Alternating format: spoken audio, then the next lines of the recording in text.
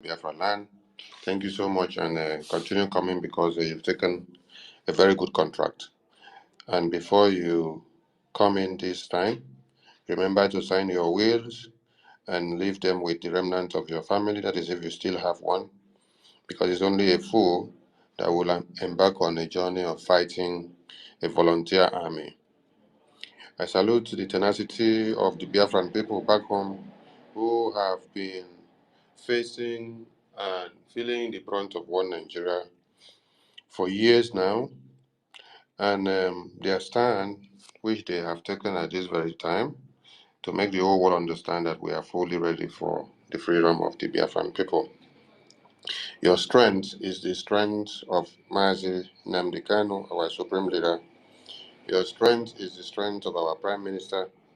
Your strength is the strength of the gallant men and women that are in the bushes fighting as we are here now. We have been decimating and destroying the Nigerian terrorist army in uniforms and also those that disguises in the form of normal human beings infiltrating the communities. The Biafran Liberation Army are killing them every day because we have to kill everything that is terrorist in nature, coming to massacre our women and children. Our primary duty is to defend Biafran territory and to restore the independent state of Biafra. And that we are doing very well with everything that my Prime Minister have enumerated, which we have achieved in months. What many could not do in 25 years is what our Prime Minister have done in months. The Hamas terrorists took years to build the weaponry and the armory and all the tunnels and everything that they had in place, both in schools and hospitals and churches and mosques, whereby when you enter those places, you think that what the name carries is what is being done there. Like they say, churches, schools, mosques, factories, hospitals. They were stockpiling weapons of mass destruction in all these places. Now, it took years for the Hamas terrorists to build this empire of weapons that they will use to massacre people. And then on the 7th of October 2023, they decided to strike the Israelis. They massacred women and children in numbers. And then it has taken the Israeli government, the defense department of the Israelis, to do what? To destroy Hamas to the ground just 3 months. Just 3 months. 3 months. Today is what? Today is 7th. So today is 3 months to tell you that Israel have used just 3 months to destroy the Hamas terrorists to the ground with all the resources that they have built against Islamization and the unity of mankind for many years. It took time to build. And then they decided to strike on the 7th of October. Then Israel repelled and attacked back. And within 3 months, they have been able to destroy the entire Hamas terrorists and every structure that is aiding and abetting them to the ground. Iran are coming to fight in many other terrorist countries. You do not worry yourself about that because if the Hamas that was very close to them, which they were feeding and giving everything, they have been able to destroy them. It is not their core enemies that will be too hard. The point I'm trying to pick out from what Israel Defense Force have done is that Hamas terrorists took plenty years to build their jihadist plan. The same way that the jihad that you have in Nigeria took years from 1804 of Usman Dan Fodio to build this conquest agenda, coming down till 1966 when they wanted to carry a massive train of it. And then the gallant men and women of the Biafran extract of the Nigerian army, as at then, decided to carry out a coup to truncate the jihad. Then, since 1970 to this very day, it's been over 60 years. And then you've still seen that the same jihadist people have still rebuilt this same conquest agenda and come up again in 2021, 2022, 2023, 2024 to make sure they continue the annihilation and wiping up of the entirety of people. Now, if you can compare and contrast, you see what Hamas and the jihadist people in Nigeria have been building for years, and they were never backing down. Israel took 3 months to destroy them. And now, the Biafran people, the Prime Minister of the Biafran Republic government in exile, with the government and the army of Biafra, have used just few months to make Nigerian government and the jihad to start crying in Nigeria. It's been Biafran people that have been crying for years, since 1970s. Then, Biafran Liberation Army was unveiled on the 21st of October 2023. So we are not up to 3 months yet. We're just 2 months and some days. And then within 2 months and some days of official launching and unveiling of the government army of Biafra, Nigerian army and all their boys are crying everywhere. Chief of Defense Staff is crying, the presidency crying, they're junketing to all the countries to see that the Prime Minister of the different people is kidnapped and extradited and arrested and then bundled back in chains, blindfolded and sent over to them the same way that they did to our supreme leader. But it's not going to happen because we are using the pattern that Nigerian government is getting confused of, which is the pattern of what? Internationally recognized law. You know, Nigeria does not have rule of law.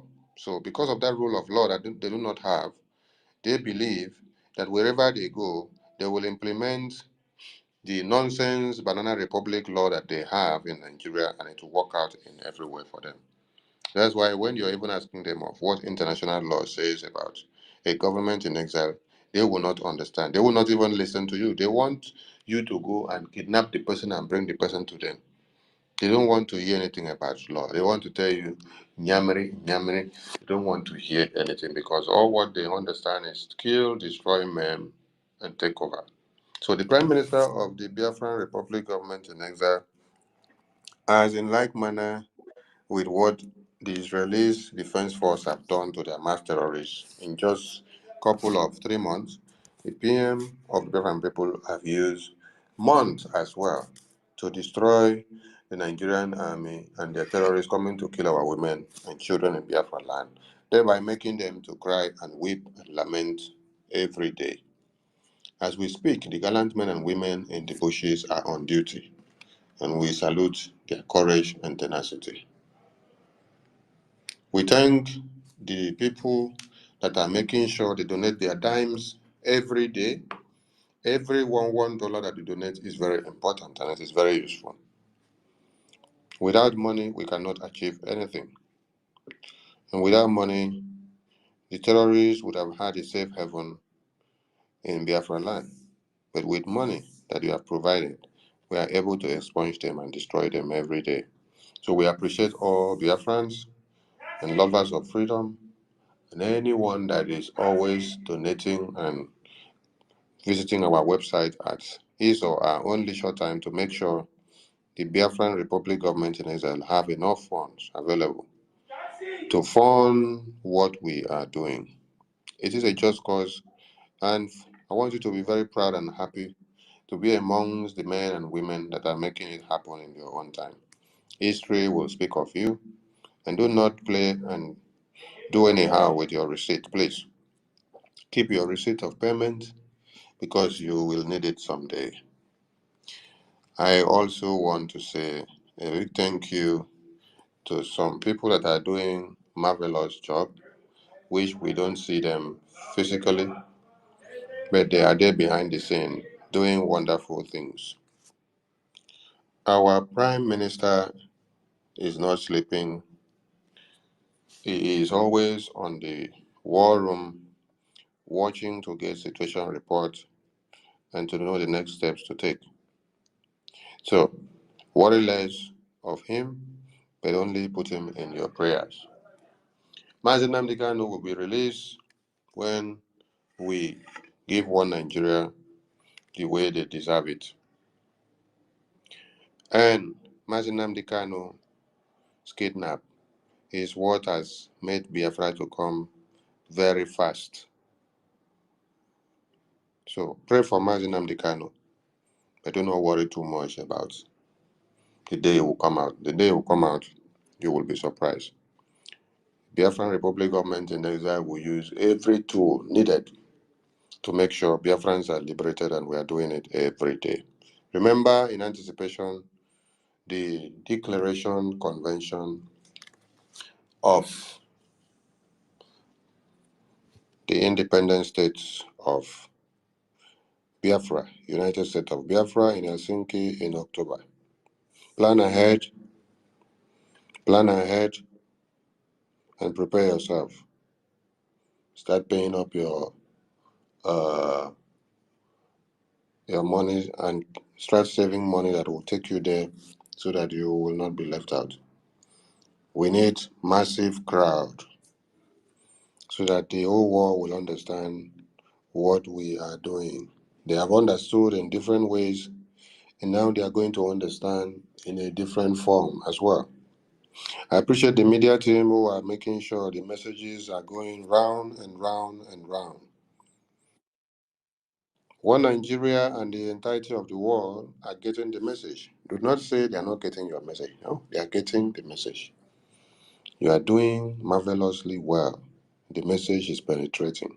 That is why you do well to retweet, repost, and share and like everything that we post. Some of you may not have time to be writing or posting, but do what? Share everything that we do. Share everything that we do. Every post. Share every post that we post because it goes a long way. Every company in one Nigeria that is serving the interests of jihad, and you are situated in Biafra land, you stand to be destroyed, you stand to go in flames, or you acknowledge the Biafran Republic government in exile and the de facto government in the homeland as the only legitimate government of the Biafran people. And then it is time you come to us. It is no more time that we come to you. The Biafran Republic government in exile had before now served every companies serving the interests of one Nigeria in Biafra land letters for them to pull out. So now it is no more time that we are coming to you again. The pronouncement has been made by the Prime Minister. It is your own to now come to meet the government. So is either you comply or you pull out. And then if you prove stubborn, you see the company will go in flames. This is to all companies. This is not just to oil and gas companies. We are talking about all companies serving the interests of Nigeria jihad in Biafra land. Biafra land is for Biafran people. It's not for Nigeria. We saw one Nigerianese contracted media saying the Prime Minister is showing interest in oil and gas companies. No. The people that actually paid you will be very angry that you could not even deliver a good content reportage. The message here is that Biafra land and all the oils and natural resources that you guys circle out is for the Biafran people. So we don't need to go and ask for any interest from anybody. What rightfully belongs to us is ours. It is you people that need to come and meet us. And the day we say we put them all in flames, we put a stop to your exploitation, there is nothing you can do about it. So sit at home continues every Monday, and every sit at home that will be enacted and implemented by the BRGIE through the Prime Minister as we prepare the total delegitimization of all companies serving the interests of Nigeria in Biafra land. If your company is in Nigeria, you can enjoy yourself. We are talking about those ones that are in Biafra land, that are making their money and then paying homage to Nigeria. You cannot be in Biafra land and you're paying homage to Nigeria. You cannot be extracting all the resources in Biafra land and then another thieves are enjoying the produce of what you make of it. When a existing government is destructive and useless and has no prospect for the people, and they now aid jihad, it is incumbent on the people to destroy that existing government and then create a new one that works for the interests of the people. And that is what we are doing. Do not expect to see that the Biafran people will engage in an open war where they will come into one community and say we are fighting war, and then we'll stand on the other side, they stand on the other side, then we start doing pop, pop, pop, pop, pop, pop, pop, pop. No. The question you should ask yourself is, how is the Biafran Liberation Army killing the Nigerian terrorists that they are now coming to cry? Because they are not giving you the videos. They themselves. The question you guys should have asked the Chief of Defense Staff of Nigeria, the Chief of Army, the Chief of Air Force, the Chief of Police, the Chief of Navy, when they were crying and giving reports in the National Assembly and moving from one media house to another to cry on Channels Television, Arise, NTA, and all whatnot. Question wey I suppose ask them be say, all this cry where you dey cry say Simon Ekpan, Biafra Liberation Army are killing you guys. Where are the video evidences? You know, carry video evidences come out. How can a sovereign country open their mouth? The chief of the defense, the Oga Kpata of anything that has to do with defending the territory of a country, is coming to own up that Biafran government are already in charge, that they are destroying them back and front. Hey, that one go shock person, sha. Because the question you should ask first be say, if you are already owning up like this, why are you now still the defense chief for the country? That means your Nigeria is totally collapsed now. It is done now. Because your presidency cannot defend Nigeria. Your Senate chambers cannot defend Nigeria. The local government chairman cannot defend Nigeria. It is you. It is your own duty as the defense department to defend Nigeria. And then you are coming to cry that Biafran government have already defeated you guys. So we want you guys to understand that Biafra is already here. It has never happened in any history of any kind that the defense chief of a country is coming to cry that Biafran government are already taking over and destroying them and that they need help. Hey! So, delegitimizing the companies of Nigeria, those that are suckling and exploiting us in Biafra land, is something that will be made very easy.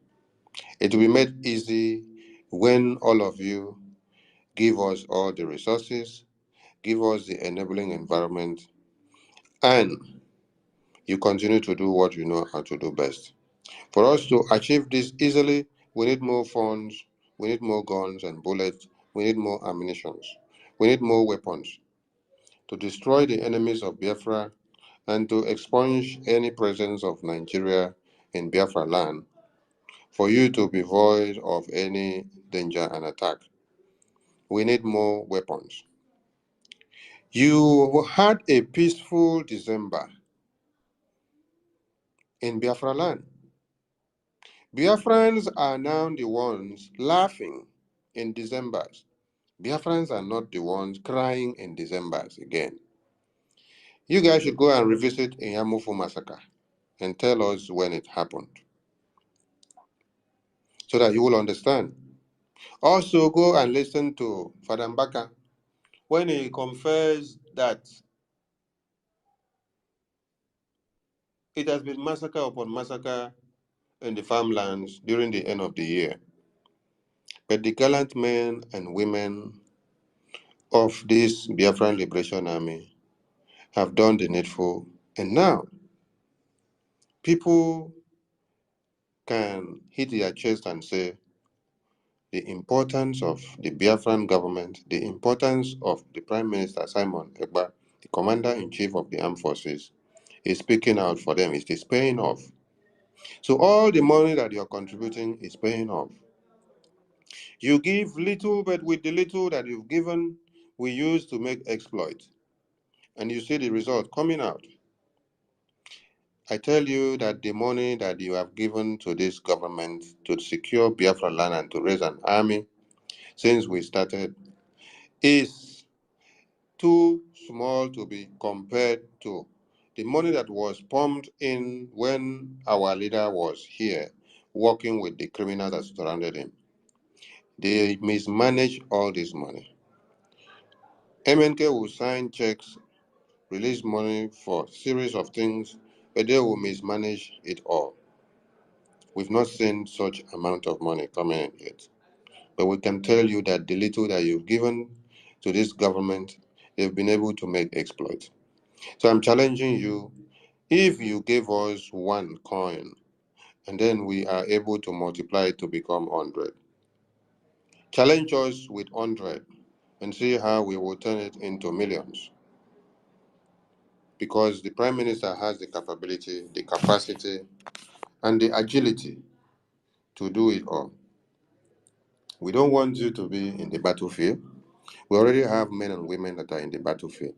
All we are asking for is funds, funds, funds. We will strategize it from there. I salute everyone, and let the fire continue to burn. Every company serving in Nigeria interest situated in Biafra land, get the message very clear that their companies will go in flames, or you come to acknowledge the Biafran government in exile, and then follow up the terms and objectives that will be given to you. Or you stop your exploitation and vacate. A lot of companies that had the intentions of coming, or they struck some deals with Nigerian government since the announcement of the Biafran government putting all their companies and intending ones in flames that are situated in Biafra land, serving in the interests of one Nigeria. A lot of them are pulling back their investment interests. In a matter of days, you will be hearing all this news coming out clearly. If one Nigeria will have the face to make the report so that some of you will hear them.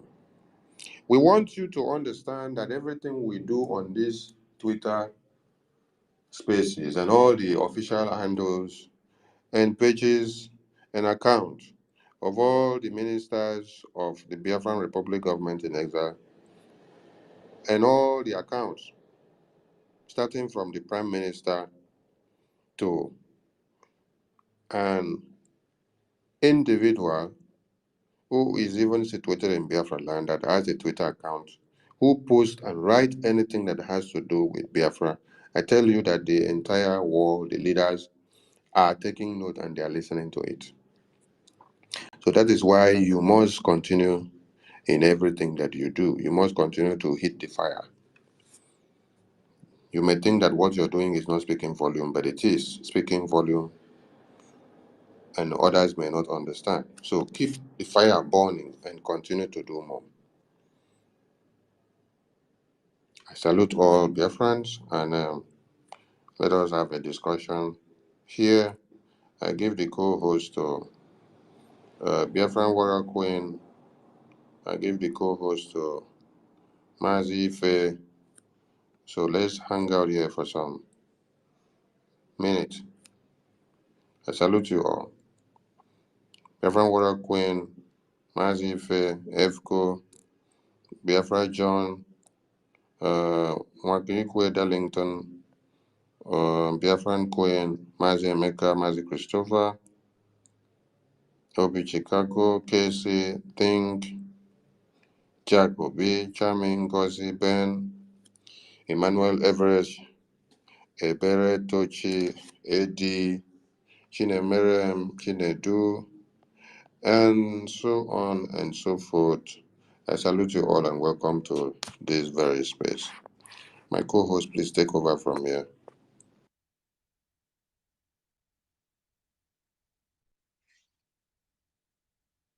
I should go first or Sisu? Go first, sir. Thank you very much, Minister Barawa. Thank you, my sister, Sisu. I thank all Biafrans and the ministers in the house. I greet you all. I say, Mechuko Kabiama, give us our freedom. He said.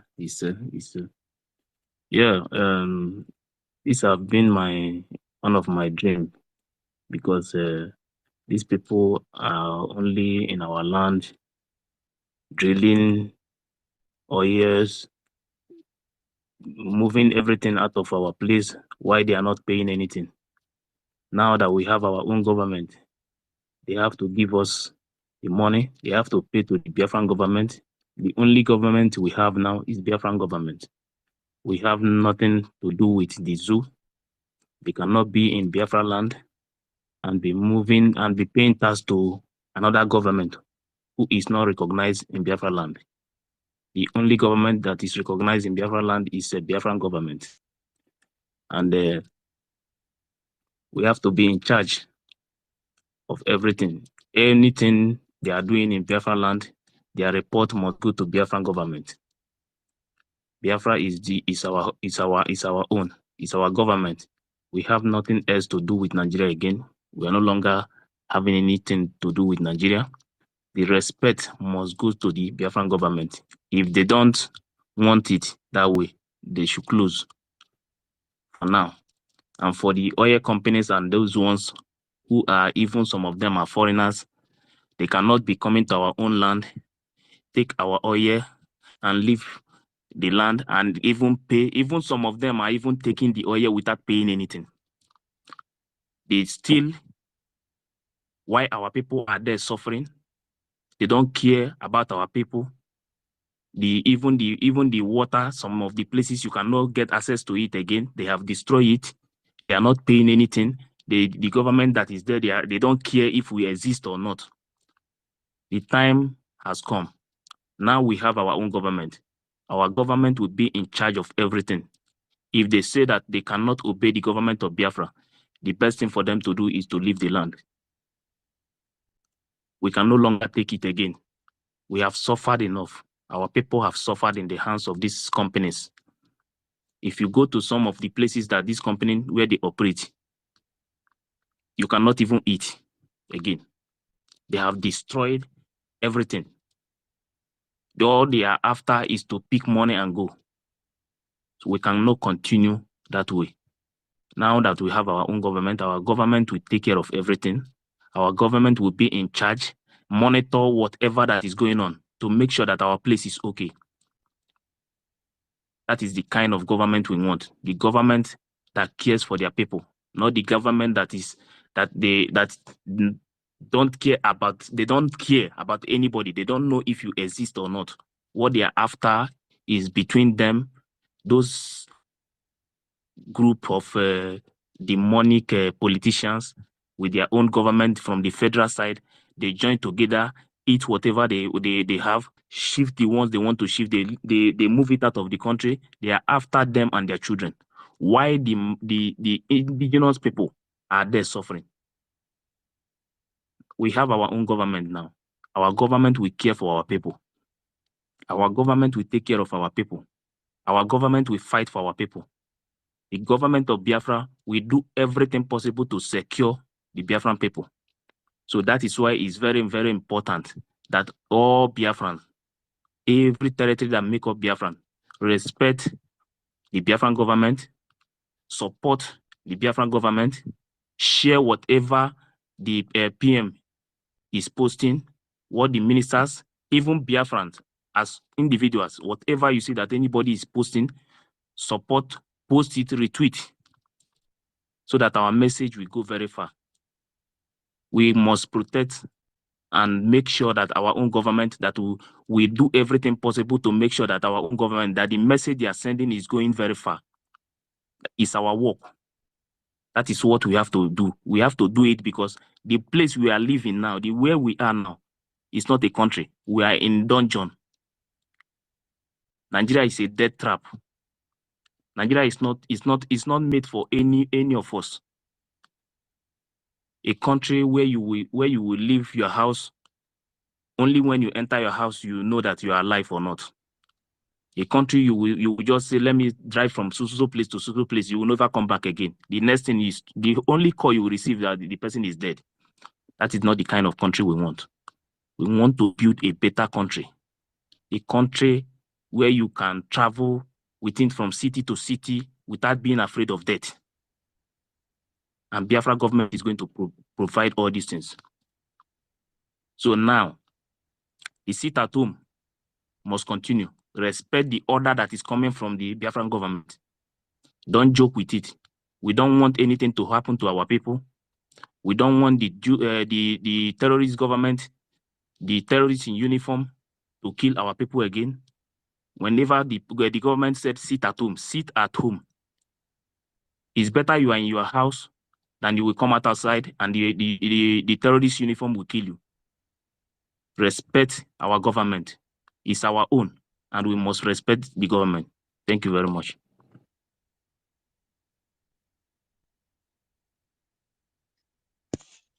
Thank you, my brother Ife. Yeah, you said it all. So, good evening, good morning, good afternoon, and good night, everyone that is here. I greet everybody, all protocol observed. My brother Ife, what you said before, when you go out, you will not know when you will come back. Yes. I think 5 years ago, I was in my own land. I make a statement. When I see everything that was going on around me, I was there with my daughter. I said, Nigeria is a battlefield. That contraption, Nigeria, is a battlefield.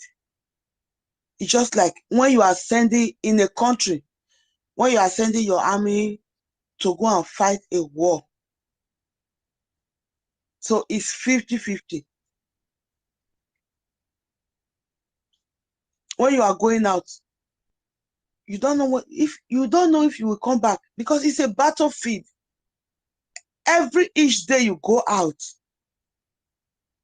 just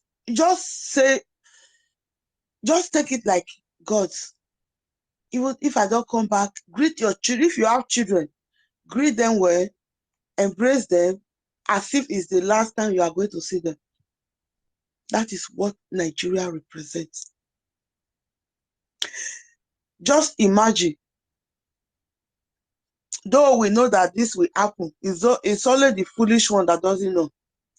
Like the video that is flying around about the supermarkets. Is it God's will or be wisdom? They call the supermarket Wisdom Supermarket, Abi, where the terrorists went and killed people. Yes, Wisdom Supermarket. Wisdom. When I hear the name alone, that name alone will tell you that that supermarket belongs to a Biafra person in Abuja. So if that one, we in this Twitter space, we have been telling all our Biafra brothers and sisters, wherever you are in that contraption, in that battlefield called Nigeria, start packing your load and start going back to Biafra land. Do you think that what just happened there will happen in Biafra land, and those people that go there and do that will go free? No, it won't happen. It has happened before, but now it won't happen again. Even the Fulani in Biafra land, the few ones that are still there, those Katorera, they are washing their back. They are the one washing their back. But if you are in Abuja or you are in Lagos as a Biafra, you are the one to wash your back. When I saw that video, yeah, I felt sorry a little bit, but I was not moved. Because me and you, I don't know if you know, but me, 100%, I know this is going to happen. And it will continue happening. And it will even be worse. Today I received a call from somebody that is not even, is a Yoruba person, it's a friend. It's somebody that I didn't know that I was a Biafra then, but I come across this person in a Bingo Life. I don't know, a lot of you will know what is Bingo Life. So since then, I've been helping her, sending her some little thing. At times she will call me, we exchange our number. She's a nice person. She's a Yoruba lady. Do you know what she told me? He said, if you have anybody that is living in Lagos, that is so dear to you, tell them to go back home. Because this woman, she's supporting Biafra. And she has been begging me. He said, please, once Biafra is restored, please, if I can, through you, if I can get a visa, I don't want to live in Lagos. I don't want to be I would prefer to come and live in Biafra land than to remain in Yoruba land, to wait for Fulani, all those people that are killing us. He said, because I know if once Biafra is out of Nigeria, the Oduduwa, if they don't hurry up and get their own nation and fight for themselves, they will be dead cops walking. That is what this is a Yoruba lady. She called me today after I have not heard from her for a while. He said, if you get anybody, I saw a message, I reply her Happy New Year, and I reply her Happy New Year after some days. Then she now called me, I picked the call. He said, if you have anybody in Lagos, tell them to start, because yeah, they know that Biafra is already here. The plan they have for the Biafra people. But this time around, he didn't say Igbo, he said Biafra. Because if you say Igbo, they already know that if you are Edo, you are from Delta, you are a Biafra. You are a Biafra. So they will treat you as such. He said, if you have anybody that is so dear to you, that still have business here, and tell them to start coming back home. Because the plan they have said, I told her, I said, I already know those ones that are still there, even though they're my brother, if they are still there, that is not of my business. Really, it's not of our business. It's not my personal business, because we have been telling them they are still there. That is all their business. A supermarket in Abuja, people enter there, but they say, I'm robber. What did they steal?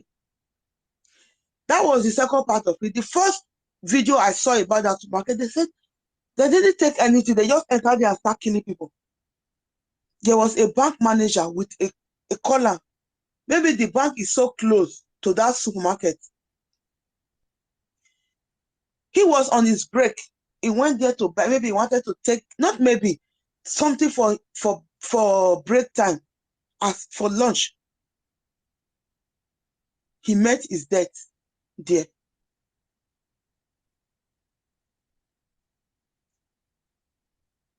So I don't, the Fulani terrorists that went there, even though I don't want to say Fulani terrorists, let me just say Nigeria terrorists, because even though it's a Fulani, is a Nigeria terrorist, because it's the Nigerian government that is sponsoring them. They are the one using them. So it's a Nigeria terrorist. The Nigeria terrorists that went there to kill those people. That bank manager in Abuja, they didn't go close to him and look. Let me see if you are a Biafra, or you are Yoruba, or you are Erewa. They didn't go close. They know that non-Fulani human person that will be in that supermarket in that time. Fulani will not go to that kind of supermarket. They don't care. They are animals. They don't live as normal human beings. So if you are a Biafra, you are still outside Biafra land. Anything you see, you are on your own. That is for that.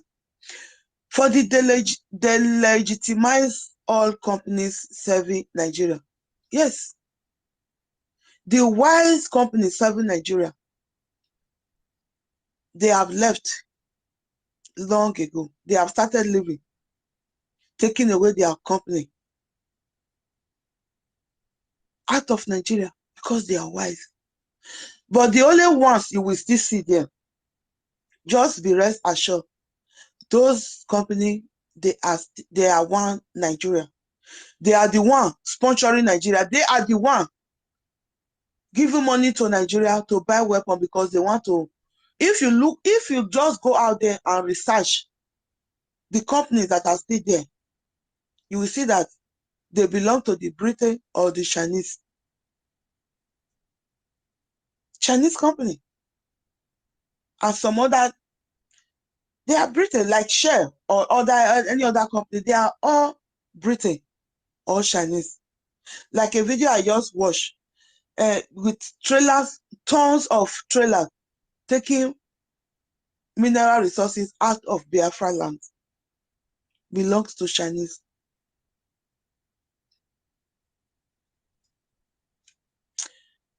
Once Biafra is restored, and even now, anybody that is still investing in Nigeria, even though Chinese did not invest in Nigeria, Chinese will not have anything to do with Biafra, because those people, they are worse than Fulani. I'm telling you the truth. Years back, when somebody was telling me Chinese is this a company in Nigeria, in my location in Biafra land, he said they don't open one Chinese company so place. And I tell them, Chinese company, that time I don't even know, say I be Biafra, I don't even know the difference between Biafra and Nigeria or what. I tell them, I said Chinese. I know Chinese then because I was in Italy. I know the impact Chinese have in Italy. I know the story I hear about them. How they bring their own citizen people to Italy to be manufacturing fake Dolce Gabbana, different things. They will be manufacturing it there in China, in Italy.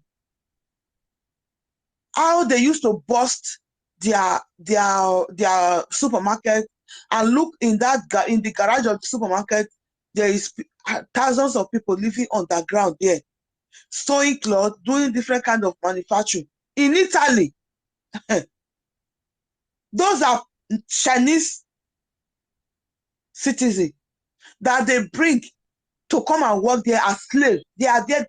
Some of them since they come there, they have not even gone out. They have not even met with the Italian people, even nobody, not even me. But they have been there for years, working, sewing clothes. The only thing they do is they will exchange. When those ones that are sleeping will wake up, they exchange themselves. Those are Chinese. Those are their citizens. They are using them like animal in that way. Just imagine you that is Africa. Imagine you that is Africa. That they are coming to exploit and to take what belongs to you, what they don't have. Do you think they will treat you right? If they are treating their own citizens in that way, do you know how many of their company, how many of their supermarkets they have bust in Italy? And they will rescue those their people that they have been keeping there. They will start interviewing them. They don't even know how to speak Italian.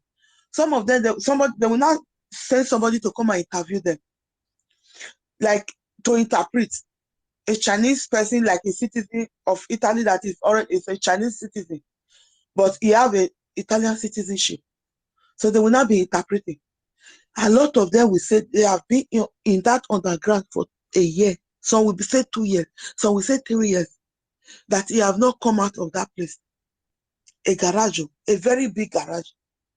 What they do is that when it is not your turn of work, you will go and bath, eat. They will give you food, everything. Then you will go and sleep. And the other turn will come and start working. If it is cloth they are producing, anything they are doing, they don't do it and bring it from their country. They produce it right in that country, but underground.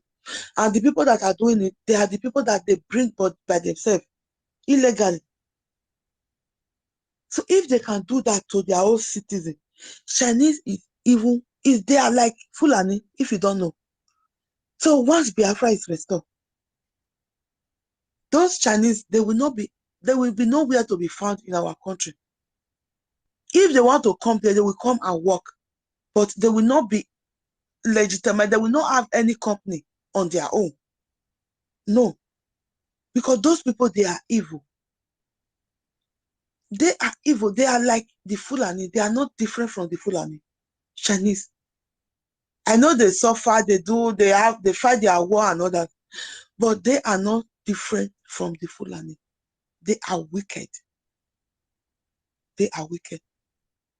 So all these companies that are working with Nigeria, we don't care. We don't even want to have anything to do with them. But the reasonable one, if you know what is good for you, go and register with our government in Nigeria and start paying your tax. But after the restoration of Biafra, after our restoration, everything is still going to shekel. We go shekelize everything again. Even though you have contract with Nigeria, you have a company there in our Biafra land, you have been paying tax to the Biafra, but you are going to work according to the law of Biafra, no matter who you are. Apart from the Chinese and the Britain, share. We don't even need share. We don't even anything share. We will not even want anything to do with them. So from my own personal mind, from my own personal message to the share company in Biafra land, just pack your load and go. Just go. Because even though you pay tax from now till Daki.com, you have been part of the killing in my land. You have killed, you have a lot of blood in your hand.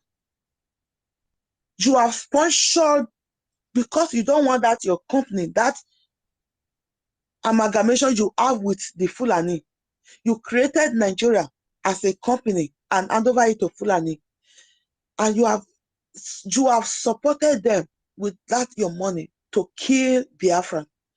You will not have anything, we will not have anything to do with you. If you like now, pay your tax to the Biafra government. Yes, just go and pay it for you to survive. That tax you are paying is just for you to have your time to relocate your company out of Biafra land. We will not have anything to do with share in our land. Me personally, as a Biafra, once Biafra is restored,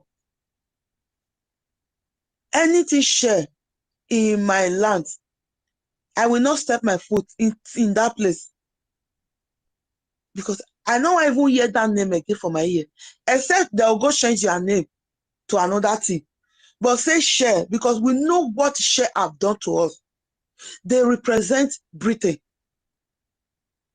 Share represent Britain. So share, if you are hearing me, pack your load and go. as we used to sing it in the church, and we are still singing it today. Center, pack your load and go. Because share, you are a center in Biafra land.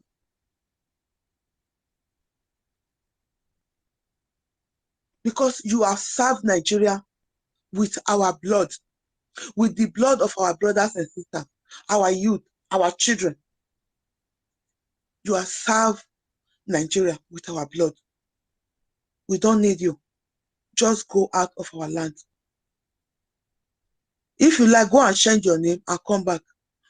Then we can give you some contracts, but on the condition, as our Prime Minister always said, anything, any contract is Biafra first.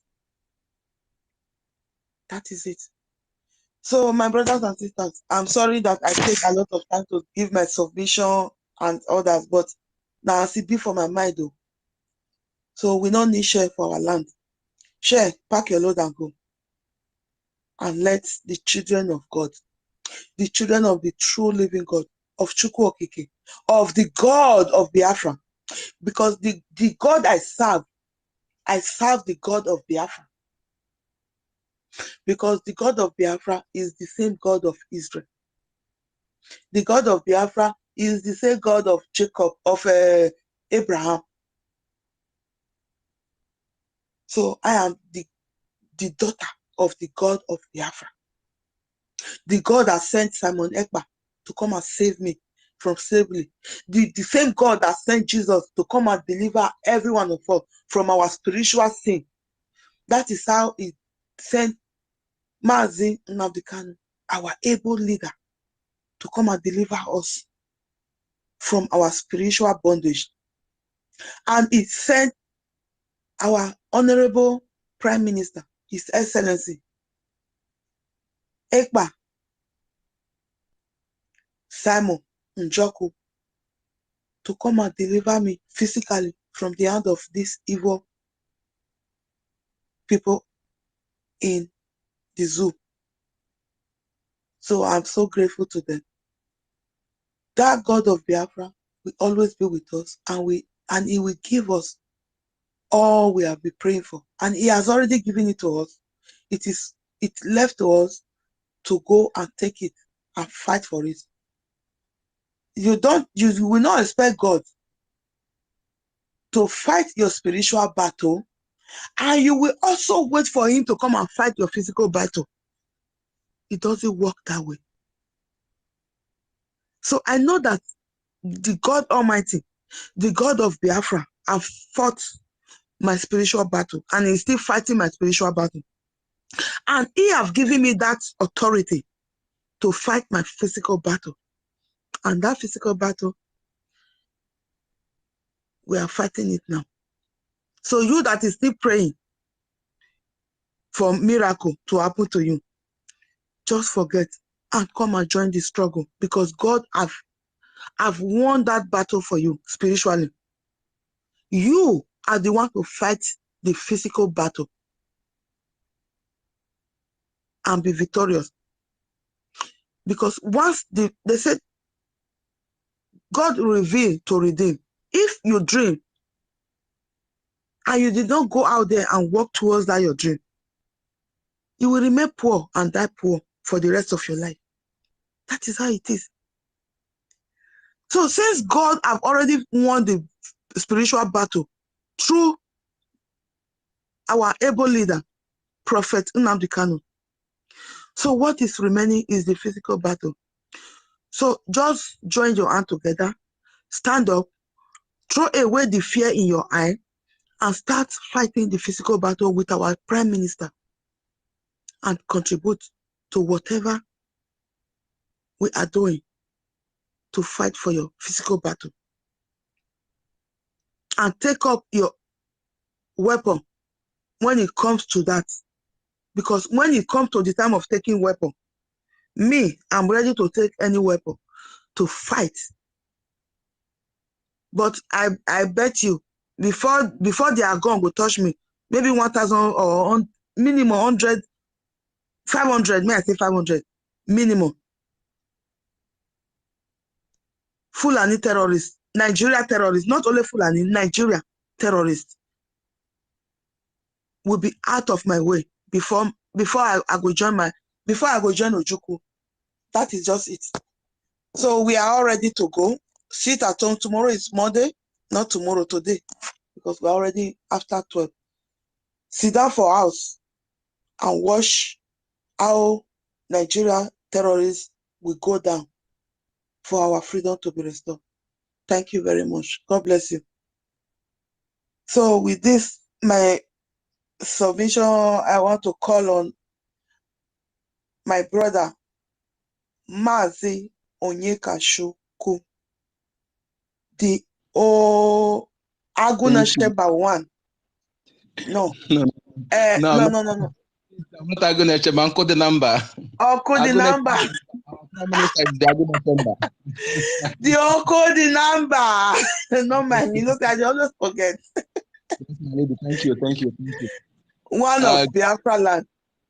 Thank you, my Please, lady. the mic is yours. F. Cooking, I see my you. minister in the house, I'm loyal. My comrades and my ladies, I greet you all. Friends of Biafra in the platform, I thank you all for your good works, for your consistency in this, our liberation, in making sure that our Prime Minister sustain and intensify the ideology of our leader Mazin and Kanu, and also making sure that our men and women on ground, our BDF, are doing the needful. Thank you so much, and more grace to your elbows. Sit at home must continue. Sit at home. In fact, if Biafra comes, this sit at home, it's like Monday. Monday will be a special holiday in Biafra. We'll continue. Sit at home must continue. And see, my people, I was today thinking about the level of crime, the level of exploitation this Nigeria with their Western imperialists and Arab Asia committing in Biafra land, unchallenged, carelessly, without caring the pollution it causes in our land, and also the poverty. Some are living below poverty. Those whom these riches are coming out from their land. Yeah, these people are doing it nowhere in this world, only in Africa. All these things are happening. Nowhere in Asia, in Arab, in America, in Europe is obtainable. I was reading this. I was seeing long trailers. Somebody shared with timber from Biafra land. They are taking to either north also or exporting them. Timber. These people, they have destroyed our forest. They have everything. And you see the pipe these people are laying from our land to be taking what is in our own. I say, even if they did all this when we were sleeping, now we are awake. If you are taking what is mine when I was sleeping, I won't blame you because I was the one who slept. Then you take advantage. But now we are awake. They should understand that we are awake. And we must stop them. They must follow our own rule. If they feel like they must follow our own rule. I see where they're doing oil in Anambra, in Agulere. There were people there, they made them to be ordinary cleaner, sweeping the people, the owners of the land. I said, this thing, what kind of, and the gold in the north belong to Nasarawa, the Californium and other things belong to the north. But the ones in my land belong to Nigeria and Britain and others. Yesterday, when we were talking about how this thing polluted our land. In my place, when that guy from Uguta was speaking, there's a place called Boma. In Uguta, they are very close to us. They are in Odimo states, while our place is Oda Anambra, but we are very close. Whenever they're doing this, there's one fire that used to shine there. That fire, if you stay in my place, you see, go everywhere will be pure, like a fire everywhere, all the sky. And if you go to inside our bushes, if you touch all those leaves, you will see oil in the body of those leaves. How these things are destroying our area. And when I was small, I remember there's all this pipe go through every area, but when they are doing those pipe, I don't know what we're doing, but now I remember they put pipe in all the land across my area, pipe, and still want to belong to us, developing Europe and other places. These criminals and selling, and our people are suffering. Let me tell you something. When we are saying this, some of them will think maybe we are just talking. If you are mad, our own madness is 100 times than yours, because we are very, very angry. And destroying these people will be the best achievement for me, to make sure that our children did not suffer what we are suffering in the midst of more than abundance. This must stop. We must stop it. We must utilize what God gave us to better our life before external person. We must be Biafra first in everything. What these people cannot accept 10% of it in their own side. They are doing it in our land unchallenged, because they use trick to penetrate our land. I was reading one in a book in 1958, when somebody, Isaiah something, was digging this our local borehole well. Then he discovered the trails of our fathers. Go to online, type Ibuku advert, you will see it. Then they went and some all these criminal British that are in Lagos, that the man go and point them that they saw some trails that is very, very precious, and that they came, all those archaeologists came, they dug all these things out, all these trails. Some of them say that stay 150 years, some 200 years, some 250 years. They say, okay, let them go to Britain and test it. They will come back. Today, those things, and they took it. This is how this was told out. The family where this thing, they dug all those things out. The people was explaining yesterday how they lied to them, how they take all this thing to Britain and they never turn them back.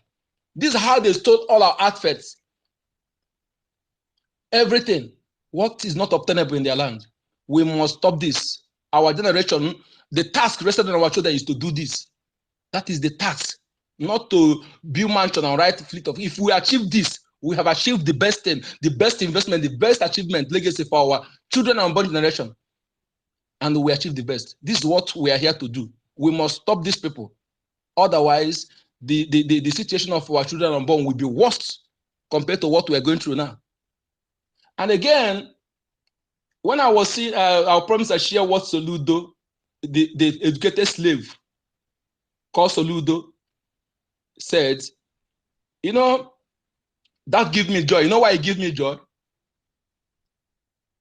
It is an evidence, confirmation that our BDF, BLA are really doing the needful. That our government, our prime minister are doing the needful. Because all these people, it is they are stuck in threads to praise their masters, the killers of their own people. The way the political beggar, political team praised Mwike after killing 3,000 Obibo youth, and the terrorist uniform kidnapped 100 and something of our women, raped them from barrack to barrack for complete 4 months. Which one of them, the younger one, that her womb destroyed? Our leader Mazin Nanekano spent 24 million in rehabilitating these people. They were not IPO, just that they are Biafrans in their own land.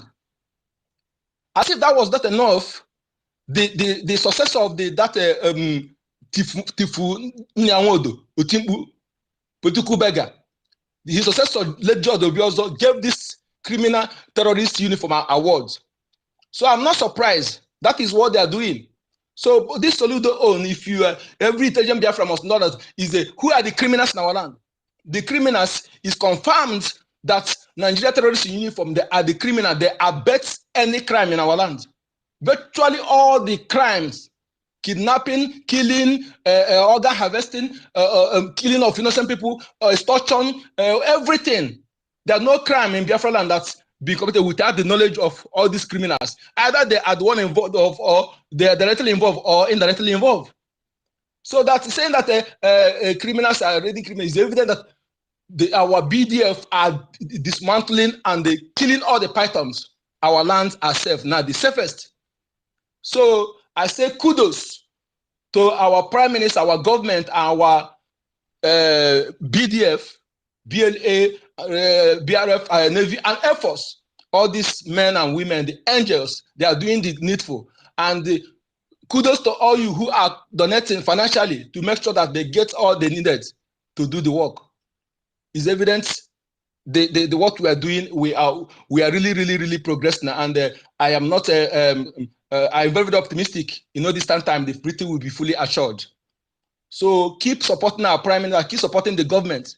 All you genuine Biafrans, we can never retreat iota till our victory is assured, because this thing can never happen anywhere in the world.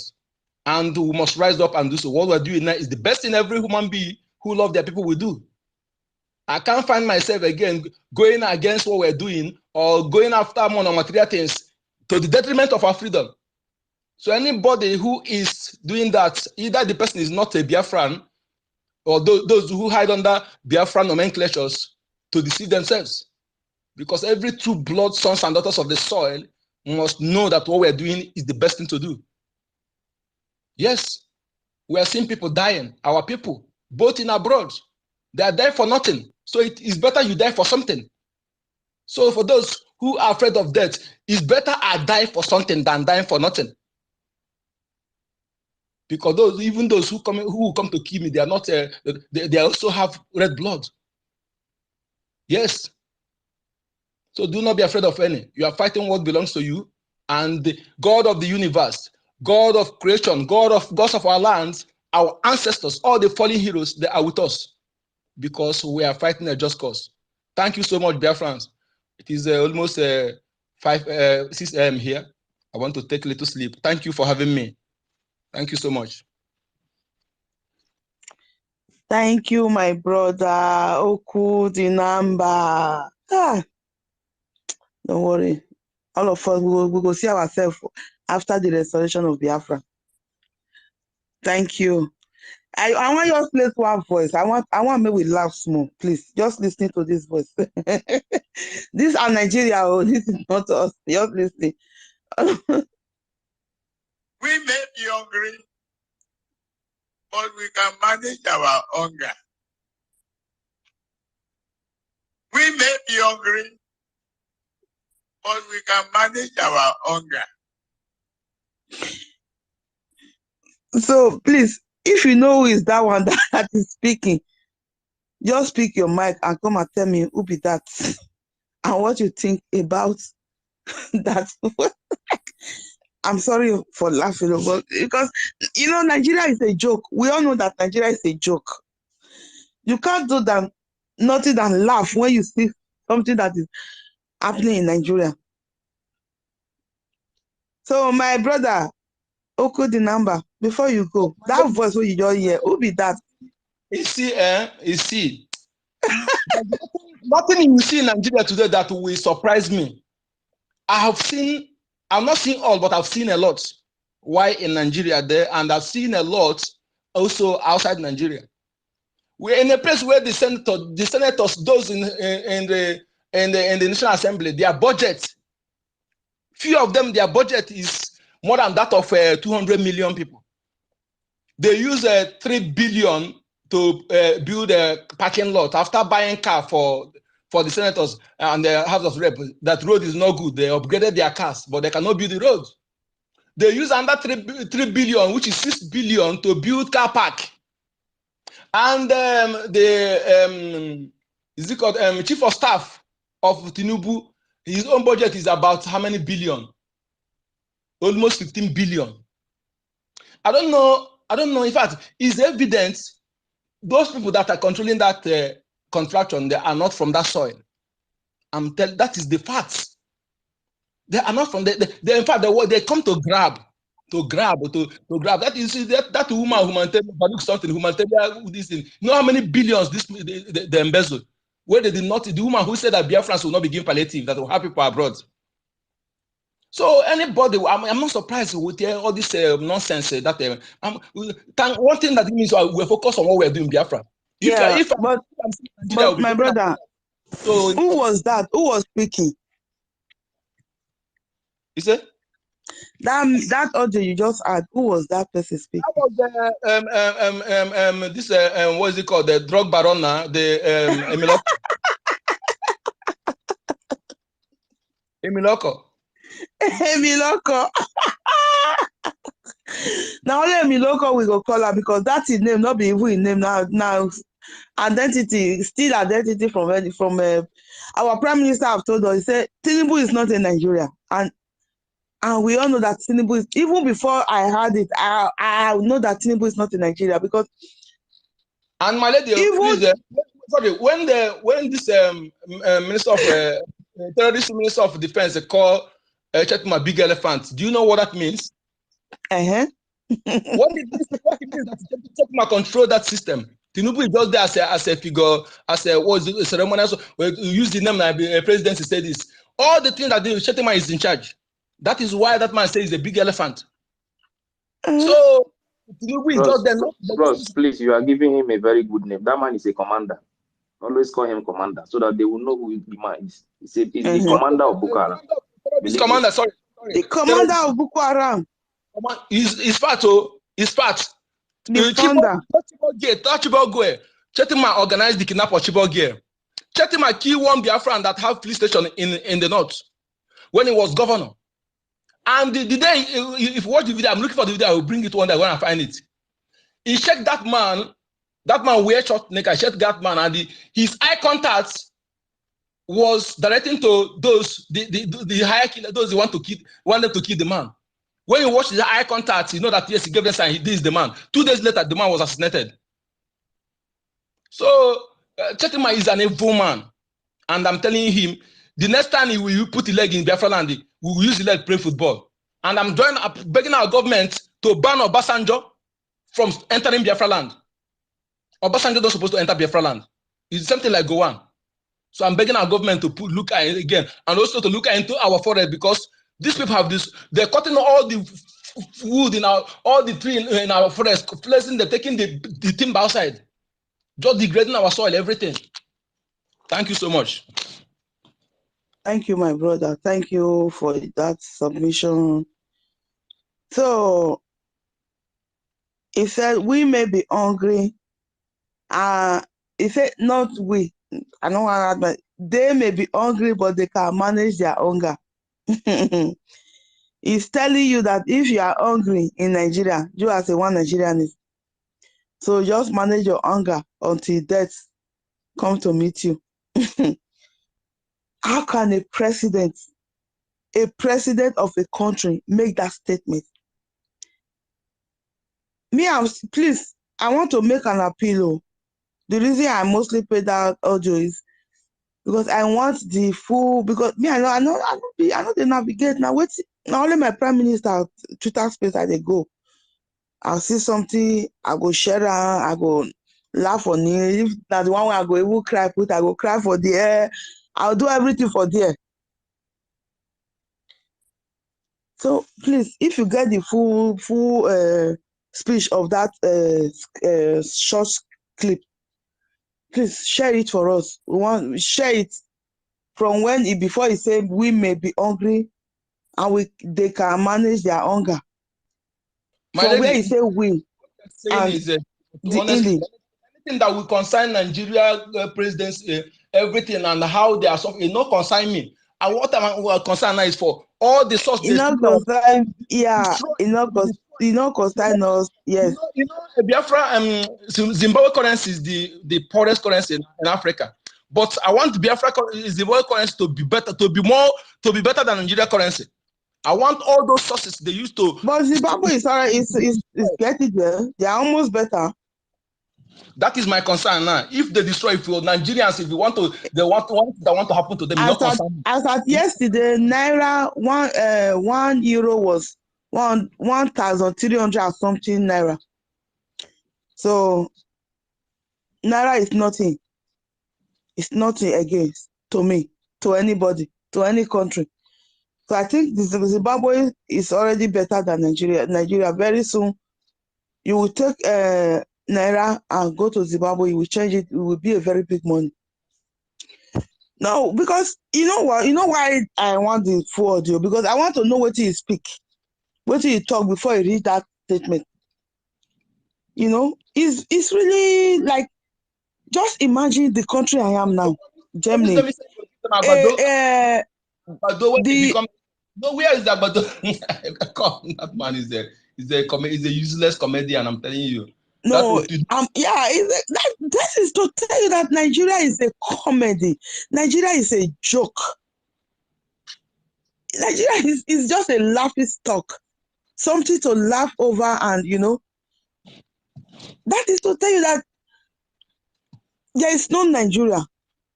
Nigeria is nowhere. It's nothing. in the So state if we where see all those things, we are showing it. We are laughing over it. You know, we are the one laughing. Before they were the one doing Operation Python dance.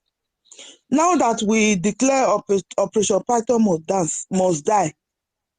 Now they don't want to come dance again, and we are begging them to come and dance in Biafra land. there is They a are video. not coming to. They are afraid to come to Biafra land to dance. My lady, in Nsukka, where this Nigeria terrorists in uniform used to the place they used to base in Nsukka where they committed, they don't run away from that place. If you see the video, you know that our men are doing a great job. And I think in Nsukka, in a place where they used to camp to commit checking points, all of them have run away there. Somebody was showing the video today and thanking our men, thanking our BLA. You know, so they are doing great job. This one now, then destroying all those sorts of income. When they do this, I will be very, very happy, because he can't be taking what belongs to me and want me to die. You don't care about me, and he think that I will pity for you when I'm destroying it. These people say, and we are not sleeping anymore. We have waked up. This battle, then go lost some. Nobody say they go lost, and they don't already lost. Then go lost and lost, so their children will suffer. Their children go suffer because I can't forgive them. Down, and their children will suffer. Like after the restoration of Biafra, somebody like the slave of the Fulani terrorists in Abuja, the one where they cook for them, Wike, Nelson Wike. Do you see how his children will come Biafra land? You see how Wike is drying now? Go and look his video before he become governor. His picture, and look his picture now. Not be even now. Not be even now. Wike doesn't dry. Even immediately after the election, when he kill people, when they threaten and others, Wike doesn't dry since. We are not those people. They're going to find that somebody like Wike, he go to find that you know go think. Don't have houses in the country where they want to go. Ibazu now is in Australia with his family. Ibazu of other states. His family now they're in Australia. Most of them don't have in the country where they know that we cannot forgive them. So and they know what is coming. They know what is coming. If they make the wrong go America after the restoration of Biafra, that Australia,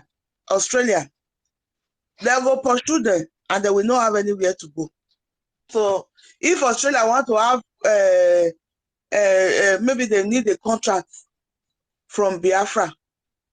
So they know the people that have worked against Biafra, that have killed us. They know that they have to do away with those people before they come and ask for contracts. That is just their business.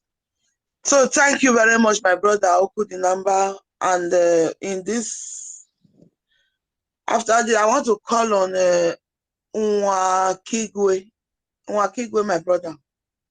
Dalito. This Dalito. Okay, American name. Please, the mic is yours, sir. Dalito, are you with us? Nwakigwe. Nwakigwe, are you hearing me? I don't know if he's hearing me. No. If can you try speak with him if he can hear you? Nwakigwe, are you there?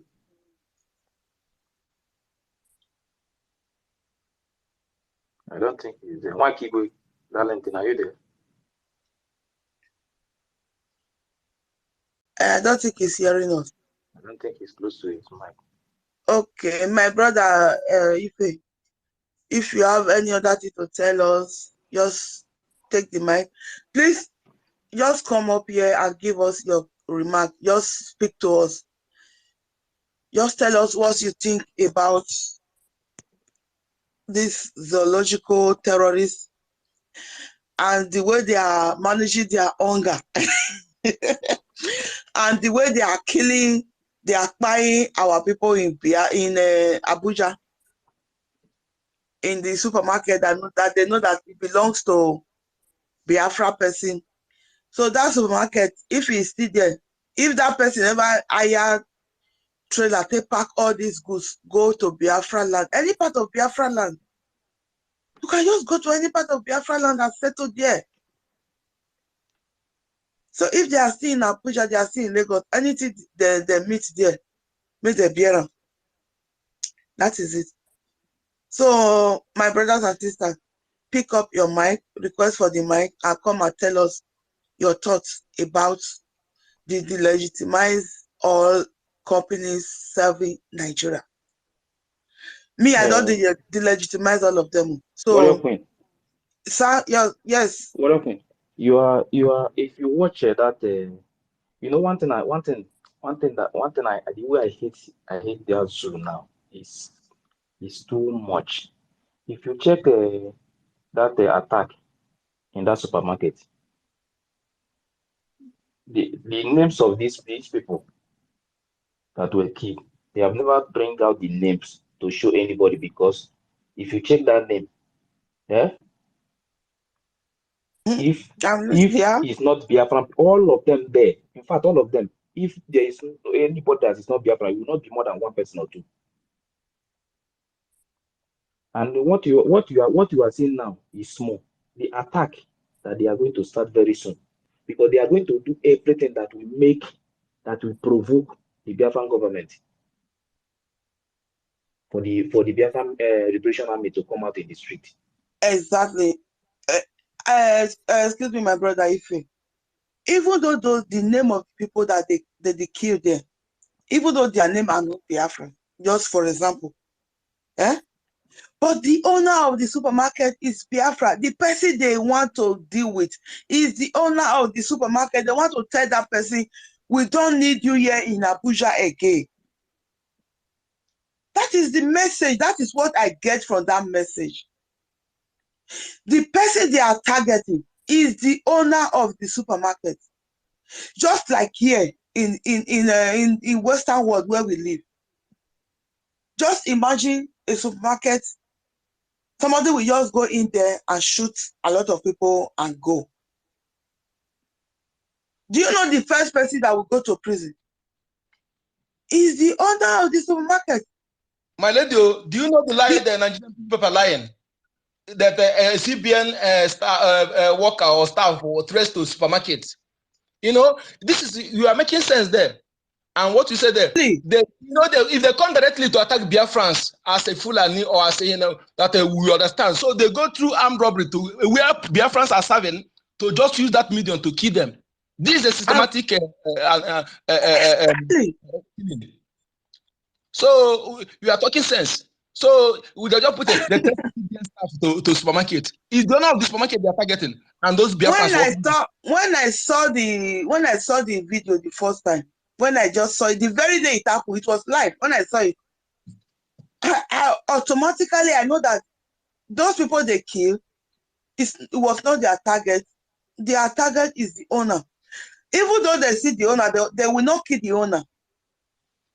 They just want to send message to the owner of the supermarket that they don't want you there again.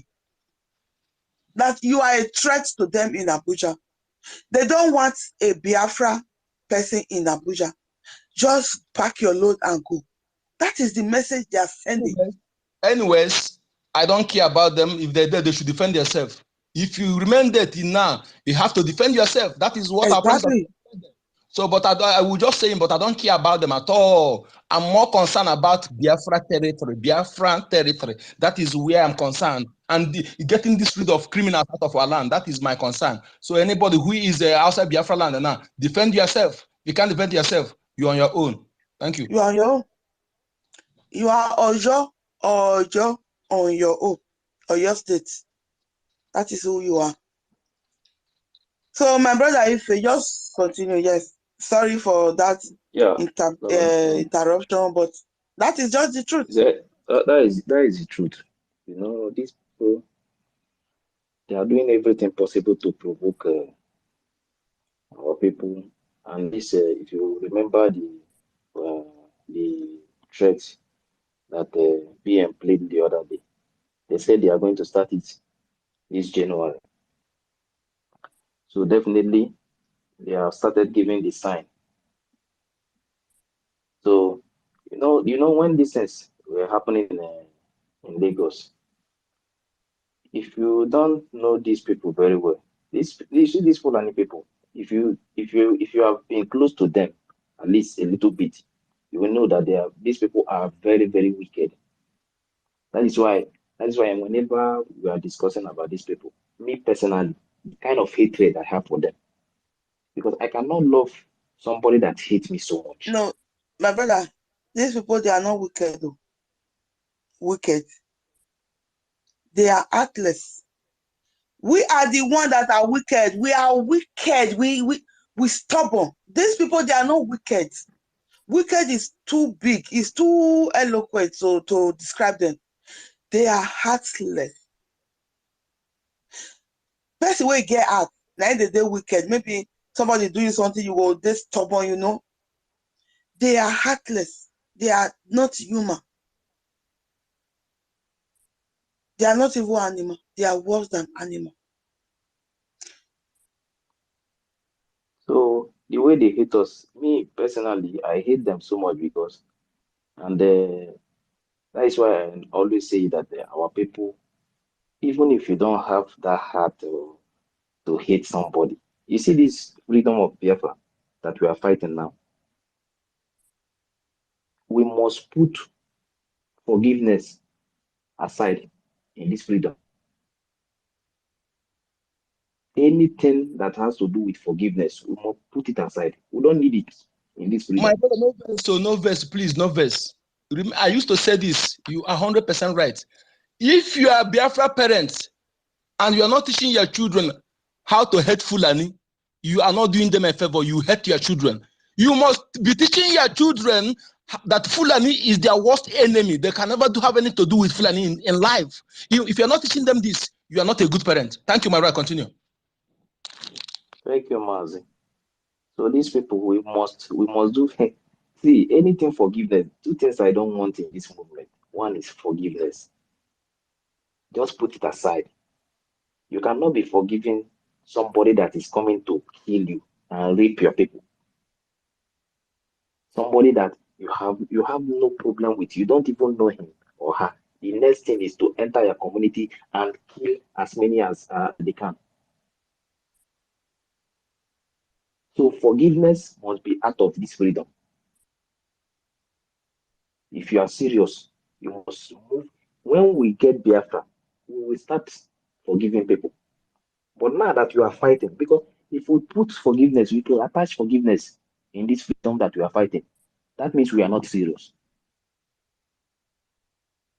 We must put anything that has to do with forgiveness, we must put it aside. So that anybody that is coming with your voice, that person, with what you are saying, that person will know that anything that if you do anything, or if there is any mistake from that person, let that person know that there is no forgiveness at all. So that whenever they are coming, they will know what they are about to face. Forgiveness is a sin when it comes to these evil men, evil betrayers, saboteurs, and Fulani. Forgiveness is a sin. Forgiveness is a sin. Thank you. Brother, because you know why these people see us as nothing. It's because they have seen us that we are the kind of people that no matter what you do to us, we always forgive. So because of that forgiveness, they have seen everything. So now they have no respect for us again because they have seen that they see us as weak people. That is whenever they want to attack, they are not afraid of attacking anybody. But when they now see that the people they used to know and forgive are no longer forgiving anybody again, that now we are more wicked. That see, we must be very, very mean in this freedom. Very, very mean. Anybody that is fighting against this freedom, you must hate that person. See, we must fight this Biafra freedom. We must see Biafra as everything to us now. Everything as the only thing that we are holding now. Because this freedom, without this freedom, we are nothing. You are nothing without freedom. So things that we must put aside is forgiveness. When we get to Biafra land, that we are in Biafra, this is Biafra, then we can start forgiving whoever that want to forgive. If somebody offend you, you can forgive them. But now that we are fighting, for them to know how serious we are, we must put forgiveness aside. We must put it aside in this freedom that we are fighting, because whenever you have the heart of forgiveness, there are some things that you are supposed to do. You will not do it because of that heart of forgiveness that you have. But when you pull it out completely, you have no heart of forgiveness again. And anybody that is coming to you, we know that this person can never forgive you, no matter what. Before the person will make attempt to do anything, you will be very, very careful. Yes, my brother. Forgiveness to those who are killing you, who have not stopped killing you, is, in fact, I don't know how to put it. It's like when you are asking for peace, where there's no justice, where there's no equity, and we are talking about peace. When you are talking about forgiveness, forgiving those who are still killing you, just like when they say vengeance belongs to God. Do you not? How do they put it? Do you not judge? God, vengeance belongs to God. I should forgive who? Vengeance. I will judge. I will judge, and I will do my vengeance by myself. God, not the do it for me. I'm going to do it myself. Nothing like God to do. But the same Bible said, expose them. They should go and read Ephesians 5. Read Ephesians 5. He said, don't be with those people that do evil, iniquity in the darkness, the workers of dark. He said, instead of you to be with them, he said, rather expose them. Go and read Ephesians 5. You'll read from verse 8 downwards. You will see what he said. He said, instead of you to be with them, he said, expose them. He said, because what they do in the secret is shameful to talk about it. You cannot even speak about it because it's so shameful to talk about it. And talking of forgiveness, is the Bible also said it is because our African people, they don't read the Bible. They only listen to what their pastor read and interpret to them. If you read your Bible and you pray to the Holy Spirit to interpret to you and you understand it, you will know what the Bible is talking about. The Bible said you should hate evil. It said hate evil. Okay, may I ask one question? Somebody, human being, when they kill pikin, when never reached a year, when he kills pregnant woman, he go open his belly, carry pikin come out, smash am. Is that not evil? God said you should hate evil. So if I hate Fulani that is killing my people, and that is planning to kill me. It's not a sin. You are working according to the verse, to what the Bible said. Because the Bible tell me to hate evil, to flee from the darkness. It didn't tell me to pray to forget about the misinterpretation they are giving to you about the Bible. If my Bible will tell me to expose the evildoers, to not work together with them, rather I should expose them. Who am I? And brother, if you say you hate Fulani, I hate the person. Even for here, you get where for the do my mini job. He get one person we call work for there. One of my Ivory Coast friend. Wait, they call the like introduce the person to me. As we they talk, the person just walk on. Now one young that person not reach my picking age. I said, you walk up because they tell me say this is it's for Kenya. This I said no, not be Kenya. He said it's from Burkina Faso. I said, look if it. I said, hope you are not a Fulani part of a book. If we are from anywhere, but so far you are not a Fulani. He said, yes, he's a Fulani. From that instant, I tell him for a face. I say, I'm sorry. If you see me, waka past me. He said, why? It was, I called the show on some video. He said they cried. They said, why would they do this kind of thing? I said, I don't know. Even though you cry, you do all this. He said they are evil. He said they see the kid there for Burkina Faso and all that. He said mama na Fulani, but the papa na the indigenous person of Fulani of Burkina Faso. I said, you not consign me. So far that Fulani blood is in you. If you see me, not greet me. Yesterday, when I go work, if they come, I tie my face, I walk out. If they greet me, I walk out person. When I go close, the shift leader, that is when you, for our work, for your, the get shift leader. That is the people where they plan your shift, where you go take work, where they send you the shift. He can't call me because he see me when I take work. This person just they greet me, I walk out person. If they give me hand, I walk out pass, I just do as if I not see him. Because I don't already tell her, say, as far as you get Fulani blood, if you see me for this work, or you resign, or if you see me not greet me, just walk out past me. He won't greet me yesterday, I walk out past him. The time that I go for break, when I come back, the time when I won't come close, I can't make our shift like that for there. You come to ask me, say, he said, what happen? The way I said, Oga, I just tell her for 2 words.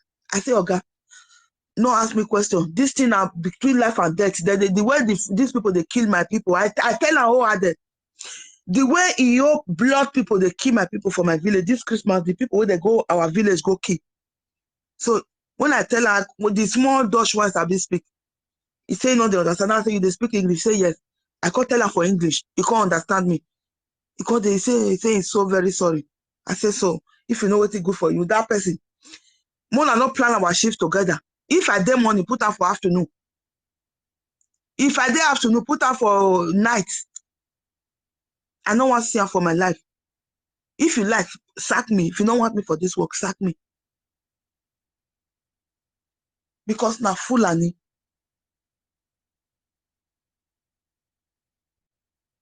So I will not. Warrior Queen, I want to Yes, ask you something. Do you know where our weakness, where our weakness starts from? I am listening. I don't just tell me. Our weakness starts from pastors. Some people may not like it. You know why I said it? You know why I said it? I was me personally, me that is talking here. If you know the position of my parents in the church, sometimes it is now that I start asking them question, because then always think, I have never heard in the church, you know, when you grow up inside something, it is very, very difficult for you to change from that thing that you learn from child. Inside church, the only preaching that they always preach is all about forgiveness. You understand? And that forgiveness, I've never seen them preach to you how to defend yourself. Because the reason why Fulani don't have respect for us today is because they know that whenever they come to attack us, we must forgive them because of that thing that we learn. You understand? But now, Yeah, if you watch now, you will see that that is some pastors, if you watch now, you will see that some pastors have started preaching to defend yourself. Why do they not preach this thing? So that we will grow up with it. That if somebody comes to kill you, that you should kill that person back. That is not a sin. But now, because there is fight everywhere now, people have started preaching it now that defending yourself is not a sin. And this is one of the things that we're supposed to grow up with. Because when you grow up with something, when you grow up with fear, it's very difficult for you to rise. See, when I was in primary school, my parents would always tell me, don't allow anybody to beat you in school. Beat them. We will be the one to go and beg the family. But if they beat you, don't cry and come to this house. So what I always do is that if I reach school, instead of you to do anything to me, I will beat you. If I deal with you finished, my parents will go and beg the family. But if you allow them to be coming to your house to beg you, I don't say I hate. You see that forgiveness? I don't like it again. I know why I'm making this point because yeah, of my this thing now, brother. they don't see us as anything again because we are Yeah, quick to forgive. you know what, my brother. You know what? In our Minister for Information, that is one of the respect I have for him. You know,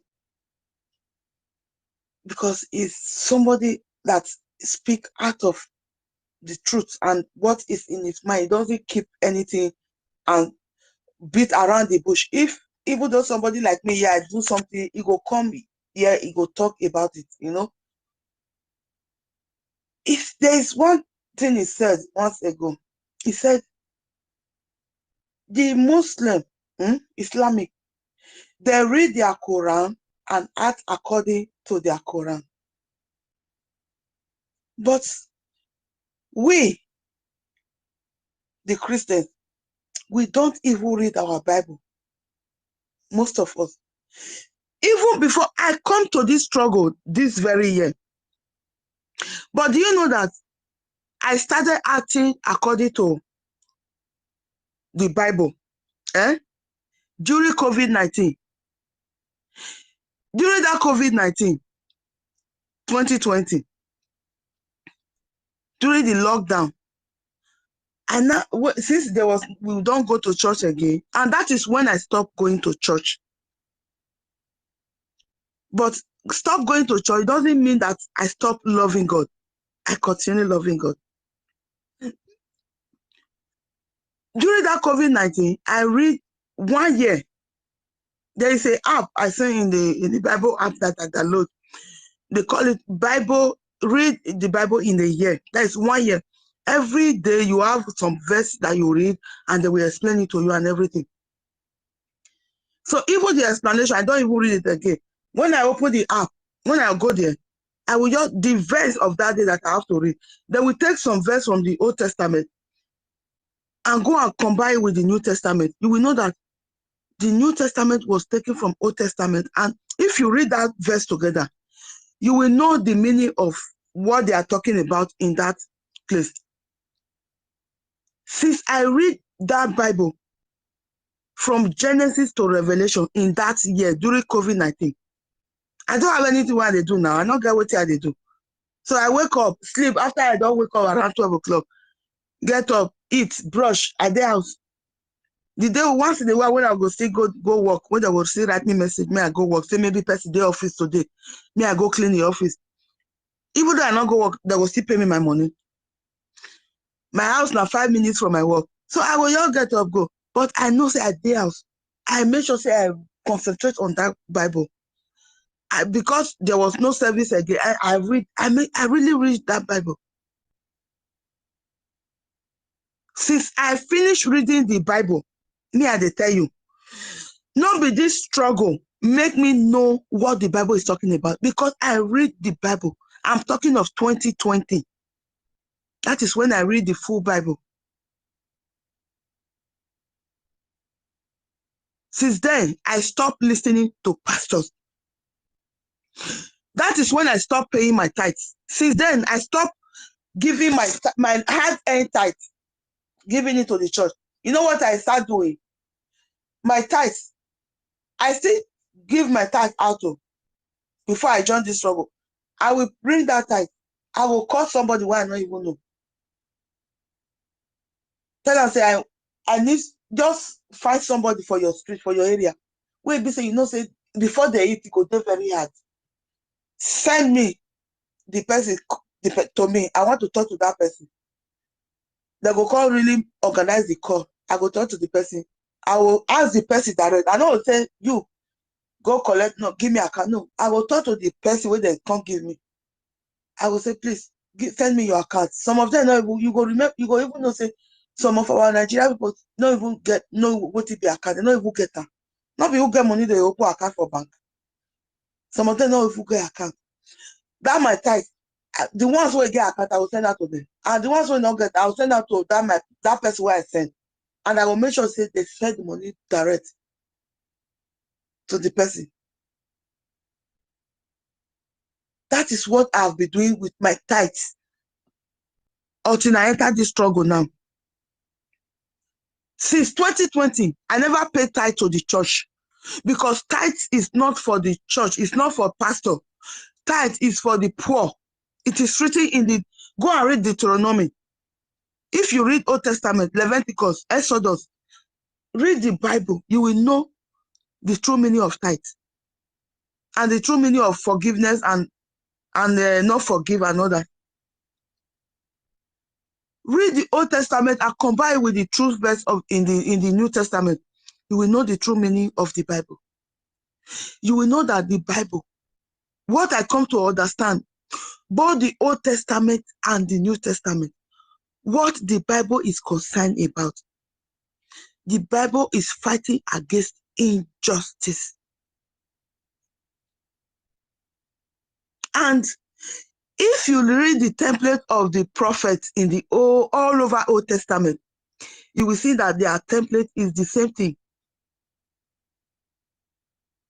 of our leader, Prophet Nnamdi Kanu. They have hot temper. They don't tell people things and they don't beg. When they give the message God gives to them, when they are giving the message to the people of Israel, they give it up with fire. Just like Elijah. When they were mocking Elijah, what did he do? He commanded fire to come upon those people and he brought them to ashes. That is who our God are. And the prophets in the Bible, the true prophet in the Bible, even Jesus Christ. Jesus Christ was a freedom fighter.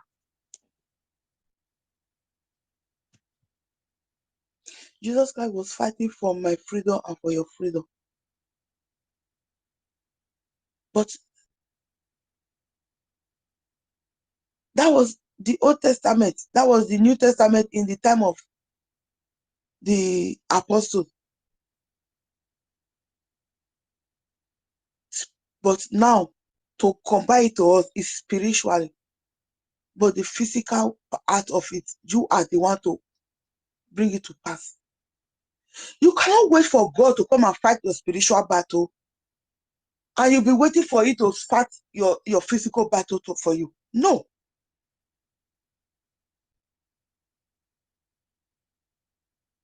You have to fight the spiritual, and the God have fought your spiritual battle and won it.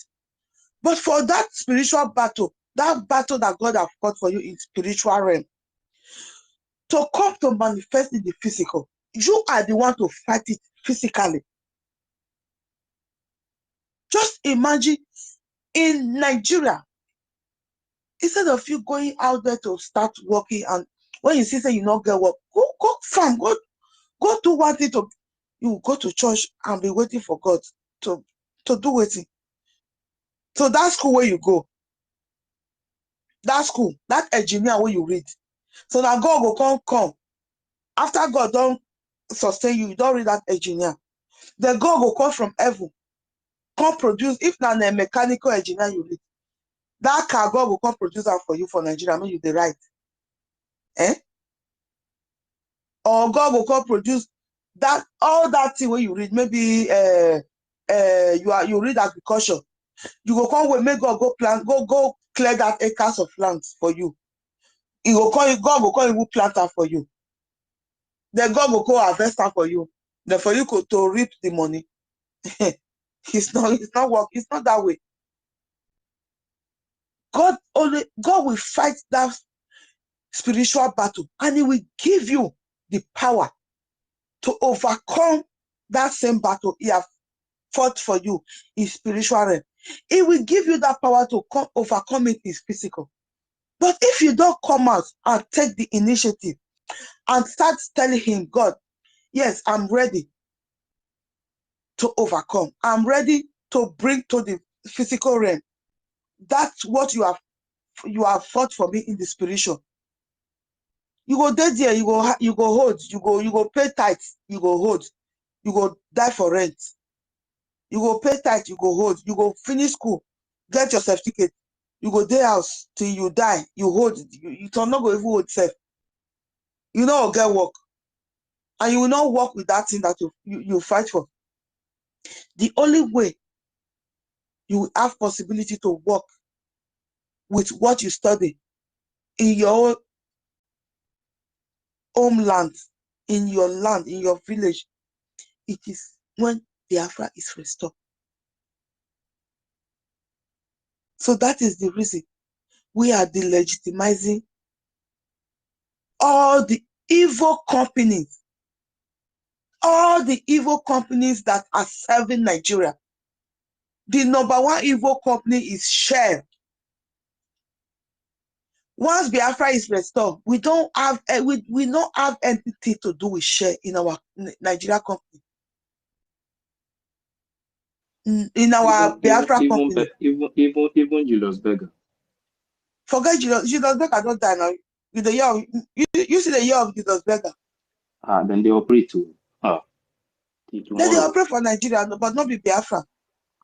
No. How What many I'm roads saying is Julius Berger that don't do for Biafra? Those people are evil too. That Julius Berger. If you know what they are doing in that country, Julius Berger, you see, they are evil. If not be, this place where they talk about Julius Berger. Me, I know they even the year of I go. Me, I don't even remember say something like Julius Berger they exist. How many roads Julius Berger don't do for BIAFRALANDS? Apart from the one they do 80 something, 90 something years ago. Recently, let's just say from 20 years till now. How many roads Julius Berger don't do for BIAFRALANDS? Nothing. Just like one of our brother was saying, I saw a video. Yeah, they thought that very dark man is a Yoruba. It's not a Yoruba, na Edo person. It's unfortunate that they don't know. Just like what do they call that uncle, whether a brother something. Brother That Mike. comedian, Brother Mike. Brother Mike, where they say now I don't talk say. May Igbo, he even support the Igbo, make them get their freedom. So if they want, if all of us want to go there, we go there. Brother Mike now from Delta State. Mike the guy is confused. No, he's not confused. A lot of them, they are like that. They don't know that they are Biafrans. See, let me tell you something. You know, Mike confused. yes, I want to tell you something. In Delta, the Igbo speaking part in Delta. You know, some of them, their parents lied to them. I know that very well. My father, my grandfather, my grandmother told us that if we deny our identity, that is a very big cost to us. My own parents, my grandparents, and my grandmother, they say that no matter anything that will happen in this contraption, that we should never, ever deny our identity as an Igbo man. So when they were saying this thing before, me and in my own place, in my community, from the beginning of my community to the end, I know the people that are not from my place. Because my parents always they always tell us that, you see, this person is from so place. It's not from this place. This one is so place. They are just living here. Their parents, they born them here, but they are not from here. All these things, in case of tomorrow, if anything happens, that they are not there. So, like my own village, whenever some of them they want to drag all these things, they want to say something, I call them direct. Anytime they are discussing something in this my place, don't put your mouth again, because you are not from my place. But some of these people, the truth is that, how can you be a man? Your name is Chukwuma Chinedu, and one move from somewhere will come and deceive you. The name you are bearing with the name that somebody in the East is bearing is the same name. The name have no thing. Your name is, it did not look like a Fulani name or Hausa name or Yoruba name. The name you are bearing is a pure Igbo name in Igbo speaking in Delta. As Anyoma people, somebody from somewhere will come and deceive you. Sometimes whenever they are saying it, I know we have so many people that is living in our place. They are not from our place, even with their surname.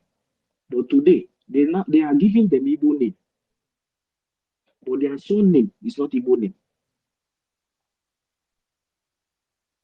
So whenever they are speaking, I've been living with somebody for years, but we are not from the same village.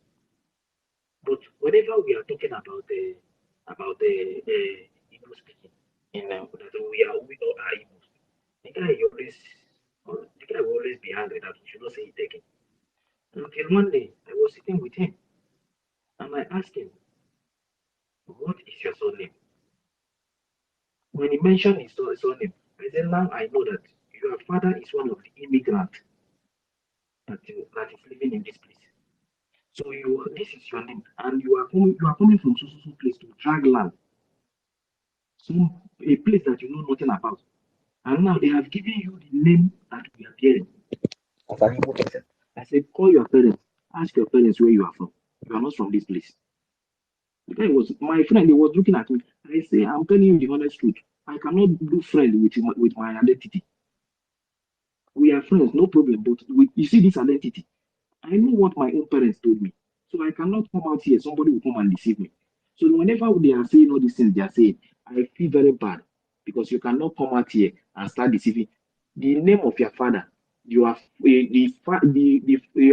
ancestors trace your name 4 or 5, and you will know where you are coming from. So as I am now, as big as I am now, somebody from somewhere will come and deceive me, and you will tell me where I am from, when I know the name of 3, 4, 5 name of my ancestors. So whenever they are saying all these things, leave them. Some of them in my place, they are afraid. Some of them, they will tell you that their father said that they changed name. The reason why they change the name is because they anytime they want to look for job, they cannot get job. Those things are nonsense to me, as far as I'm concerned now. And because of all this nonsense, somebody Fulani will come from nowhere, come to your place, massacre people and go. And you will tell me that we should not say anything. No. If you know that if we say something now, these people will come back, these people will come again. And you know that all these political equals that we have here, all of them, they are supporting them. I know they are supporting them, but that does not mean that I should be afraid of them. The one that is in my place, the king that is in my place, I already told you, direct, one-on-one. Don't allow Fulani to enter this community. Don't allow Fulani to enter this community. Any day we hear man from Fulani in this community, it's not going to be easy. So all these things it depends the way the people from that place, the way they follow this their king, this their elders and all those things. When you give them chance, they will do anything they like. But when you don't give them that chance, they will not try it because the youth is in charge of the community, not only the king. The youth is in charge. The responsible youth are even more in charge than the king. Exactly. Yes, the youth is in the street. When the Fulani started killing in my place, when the thing become too much, the youth have to pick up arms. The king will go ahead now. It's the youth that will fight the battle. So they are more, yeah, exactly. Yes, my brother. I understand you. Yes, what I was trying to round up is, yeah, I know about all this all these not they are influencer, what they call it. So like the other one I was talking about, that was the one that went to visit, that went to make a video that gathered the courage. That is a dope person for you. That very dark man. So people made mistake. They thought it's our minister thought that it's from Yoruba. It's not a Yoruba. Very dark man is a dope person. A dope guy. A dope guy, yes. So he didn't know because of how he was. Even the English, if this thing, you will know that he's a dope guy. So he gathered that courage. He went there. The evil arise just not get mind to go there, go do what that guy do. To go there and make a video and analyze. Even when I saw that video, before I saw the second video, that very first day I saw the first video he made, I know that he have put his life in danger. It's okay. So he talked about roads that they have done on this area. That they will, sorry, do you know the owner of Arise News? I don't even want to know the owner. That is their business. The idiot is from my car. The idiot is from my place. Those people. Okay, the owner of the Arise News is from Ika. Yes, Ndoka. He's from the man is an Igbo man. Okay. They have turned all of them to slave. Anything they want is what they are going to report. Okay. I have never seen that man report anything that is happening in Anyoma for one day. So our Minister for Information, Honorable Minister, you are raising your hand. You don't need to raise your hand. So the mic is yours. We are trying to tell our people that any delegitimized companies, the illegitimate company in Biafra land that are serving Nigeria, they are on their own. So what they see, they will take. Number one for me is Shell. Number two is any Chinese company. Even though Chinese buy thousands of acres in our land, today they open company. Once Biafra is restored, those land they bought it will not count again. Because the question we ask them, how many land did our Biafra people have in your China country? If they can come out with land, even 100 acres that Biafra citizen have in China, that they've signed it that his own, his generation will be owner of that land. If there is only one, so we can allow them to stay. Of course, me and you, we know that Biafra, we don't have any land in China. So that is it. Chinese, they are our enemy, as Fulani are also our enemy, as Shell, the Britain company that they use through to create Nigeria, is also in our land, as they are all illegal in our land. And after the restoration of Biafra, they will remain illegal. No Biafra is going to give them license to continue exploiting our land. They have to pack their loads. Satan, pack your load and go. That is what they are going to do in our land. Thank you very much. Thank you. Thank Fire you. one. Thank you. Thank you. Mr. Lee. Fire one. Fire one. Yeah, Pick the mic. yeah. Okay, thank you very much. I've been telling everyone in the house. You know why I raise my hand is because of this Chinese issue. Our sister.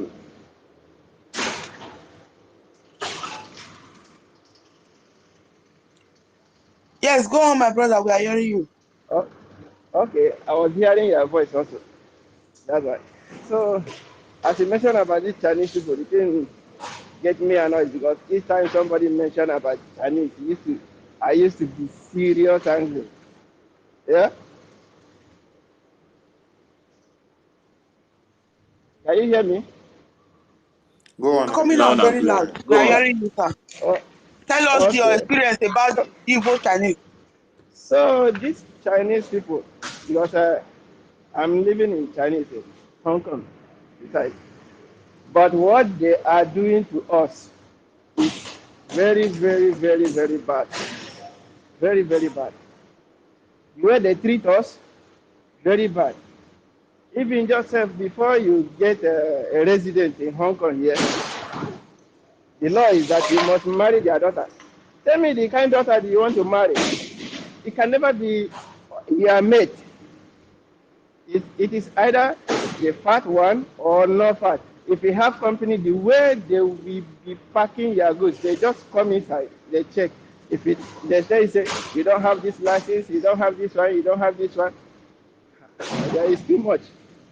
I told them that if I return to my country, I will personally kill any Chinese I see because I speak their language. I know them very well. What they do, I tell them that a lot of them is in Africa, even in my village. I used to challenge them. They are very wicked people. Those people you Okay. cannot supposed to, not supposed to Fire be one. allowed. Fire one. Yeah, Fire one. yeah. Fire one. Yeah. We understand your anger of the way you're treated in your host country.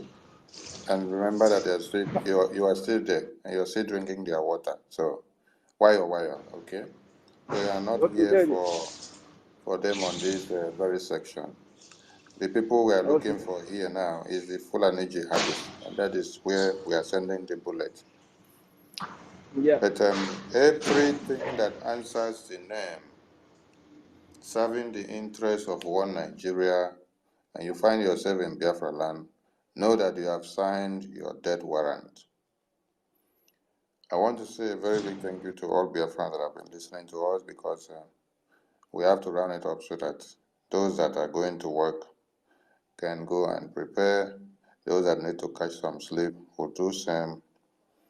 And those that need to keep watch, they will continue to keep watch. And those that sleep is not even the order of the day for them, they will also get some things into their head. Biafran people have taken a bold step to destroy every terrorist in Biafra land. And there is nothing that is going to stop us. I want to put something straight, because there has been this new narrative that the Nigerian government has given to some celebrities and popular Nollywood or musicians, or the people that think that they are influencers in the Nigerian sphere of things. There have been videos of people that visited some places in the Middle Belt and in the northern part, and they said they saw some raw materials that the Fulani jihadis are killing the people because of the raw materials. This is the narrative that they want you to carry, so that you will not face the real thing that is happening. They want you people to start projecting that the reason why Fulani is killing people in the far north and middle belt is because of the presence of the natural resources that you see, both the hard minerals and the oil and gas. You see tin discovered in some places, and they say they are killing the people because they want to take the tin. No. Say they are killing the people because they want to take the uranium. No. We want you people to understand something. First and foremost, ask yourself, what did the Hamas terrorists go to massacre the Israelites, their women and children, for in the early morning? Did they go to massacre them so that they can come and carry the walls of Jerusalem? Did they go and massacre them because they want to come and carry oil and gas in Israel? Did they go and massacre them because they want to come and carry the Iron Drone? Did they go to massacre the Israelis because they want to come and carry their women and children? They didn't go to massacre them because they want to pick something. No. What you see is pure jihad. It has nothing to do with taking over of resources. Taking over of resources, it's what they want you to use as a title for now. And this is the nonsense that has been happening in One Nigeria for years. Since ever we have been telling people that One Nigeria has this jihad conquest plan, and they are coming to kill people and take over your lands and then Islamize everyone. They say, oh, these IPOB, they are miscreants, they are foolish people, they are stupid. Nobody is coming to take your oil and gas. They say, oh, it is about your oil and gas. It's about this and that. No. And that is what has made some people to become myopic since plenty years now. Because some people now are not getting the real gist. They're not getting the real message. When they try to get the real message, they now turn it. If you listen to the Nigerian conventional media, all the channels, you will not hear the journalists and the broadcasters open their mouth and report this thing the way it is, for you to understand that these are Fulani jihadists. And what they come for is jihad. They are not coming because of that. Wait, how many of you listen to the Muslim ticket video campaign where the Fulani MS were making their campaign clips for 2023 elections? They said, we are going for the Muslim ticket. We have assembled over 70-something groups that are from the Igbo Muslims, the Yoruba Muslims, the Hausa Muslims, the Fulani Muslims, the TV Muslims, and every other one that they have galvanized into their Muslim nonsense. And then what they let you know, they say the Muslim ticket is what? Is jihad. They say the Muslim ticket is jihad. Jihad means holy war, war of conquest, that they fight and kill all of you that is Christians and then Islamize the entirety of mankind.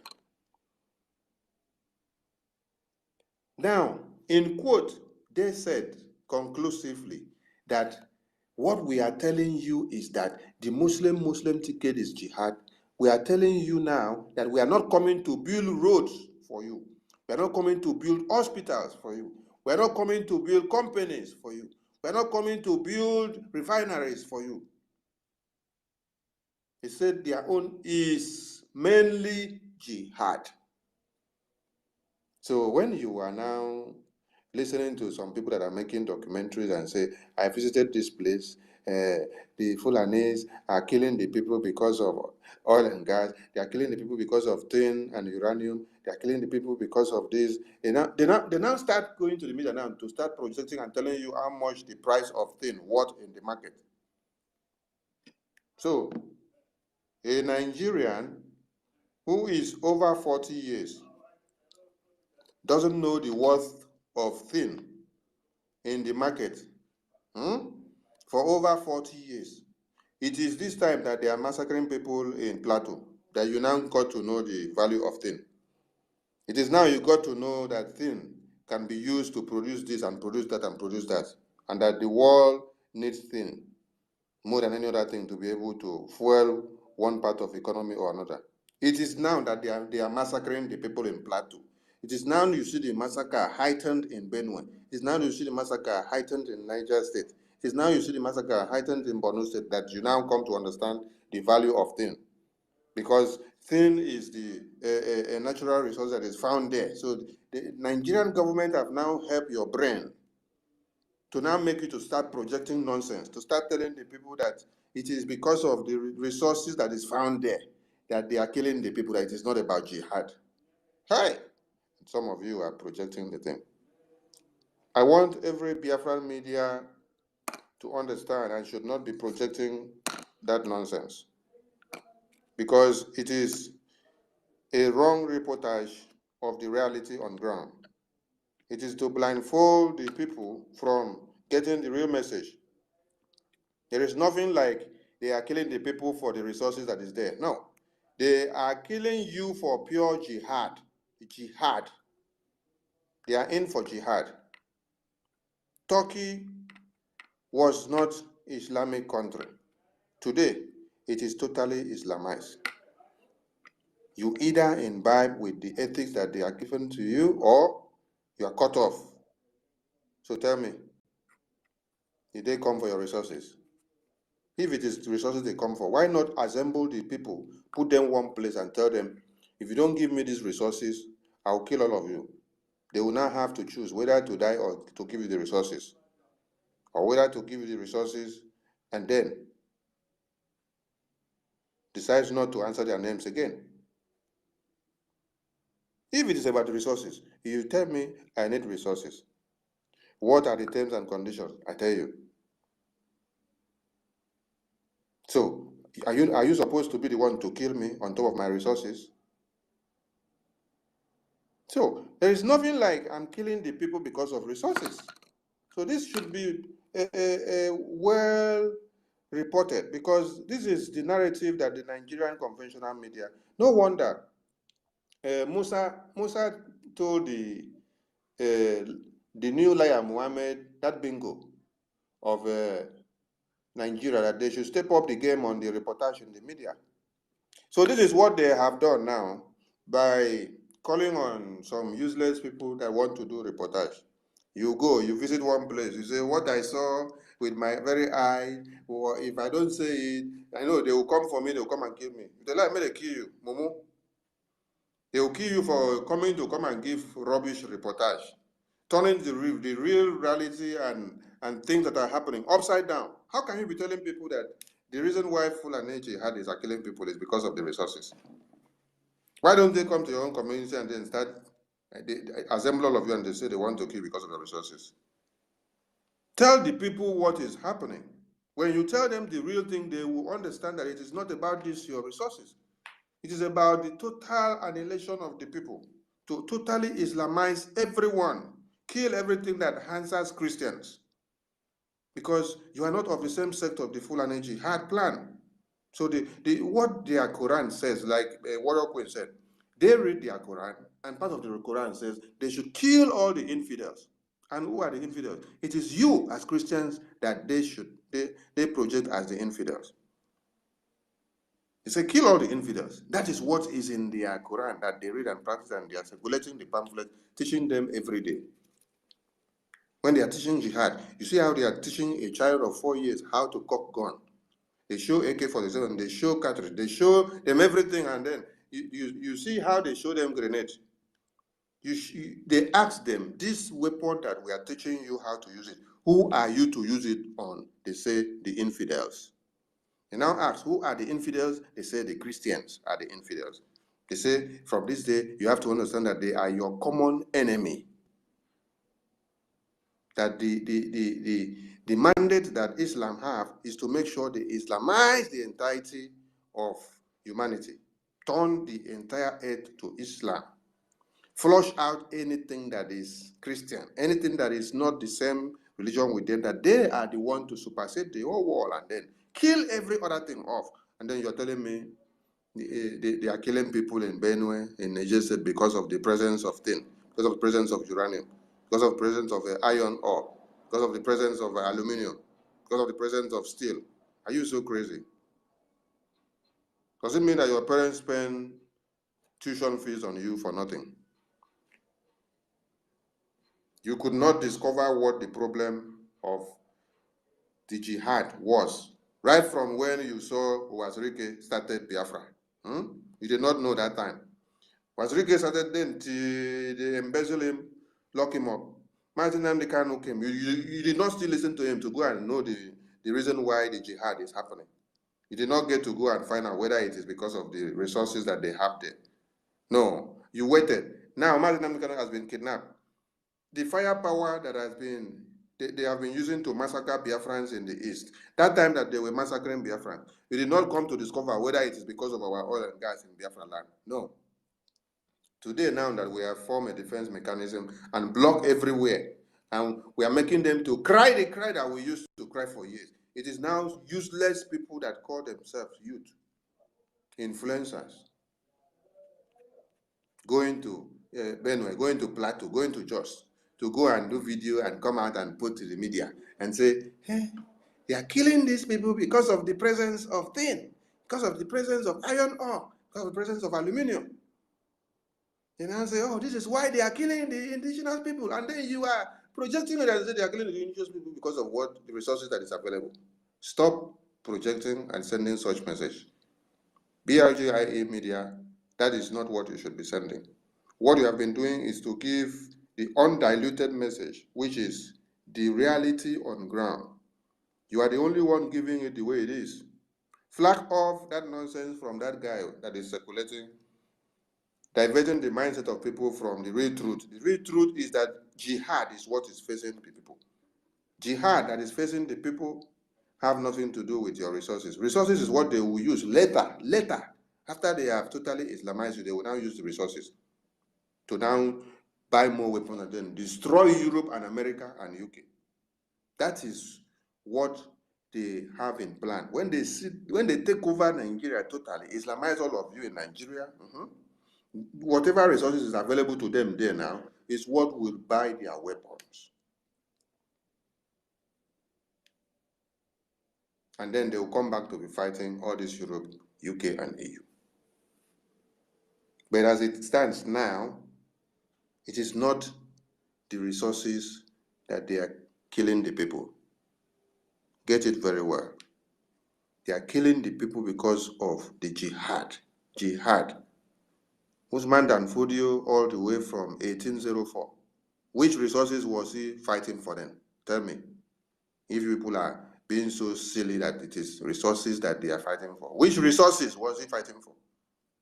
It is just an ideology of, they go to Sudan, go and study finish with this sect of the Islamic thing in their brain, which they have to come out and cut off everything that has to do with Christianity and every other person that does not imbibe in their own ideology. They have a different thing.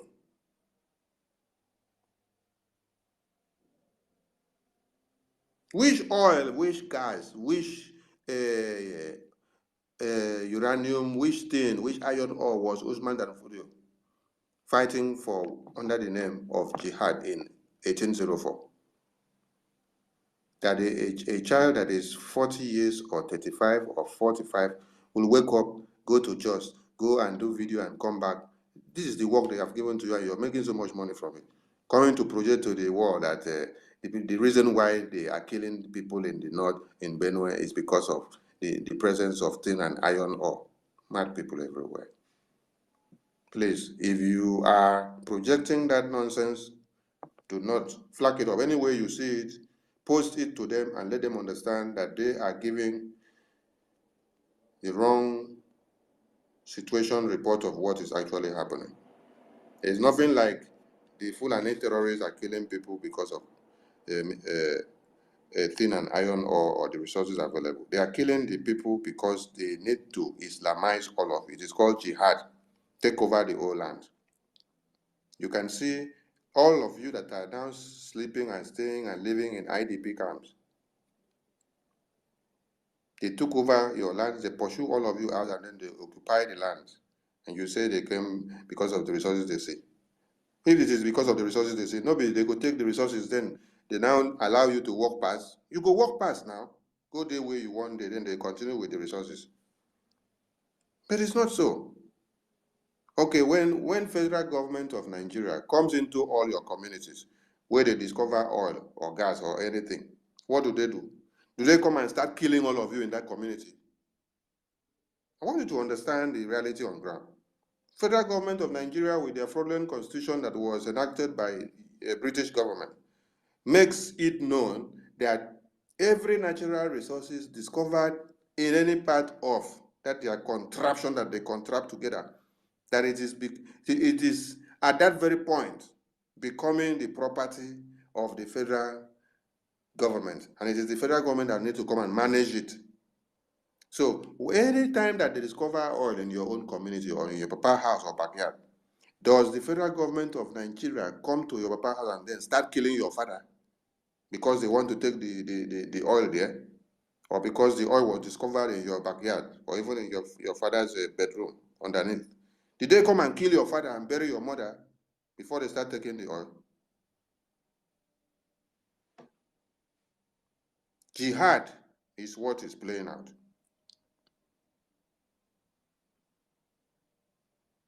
UK is seeing what they are doing as they are protesting in their streets, telling them that London, jihad must speak. The same thing is happening in New York. The same thing is happening in all over America. The same thing is happening in Europe. In Italy and Spain, there has been a series of reports where the jihadists want to rape and cut people's head off. And you are telling me they are going for natural resources. Please, which natural resources are those few ones in Italy and Spain going for?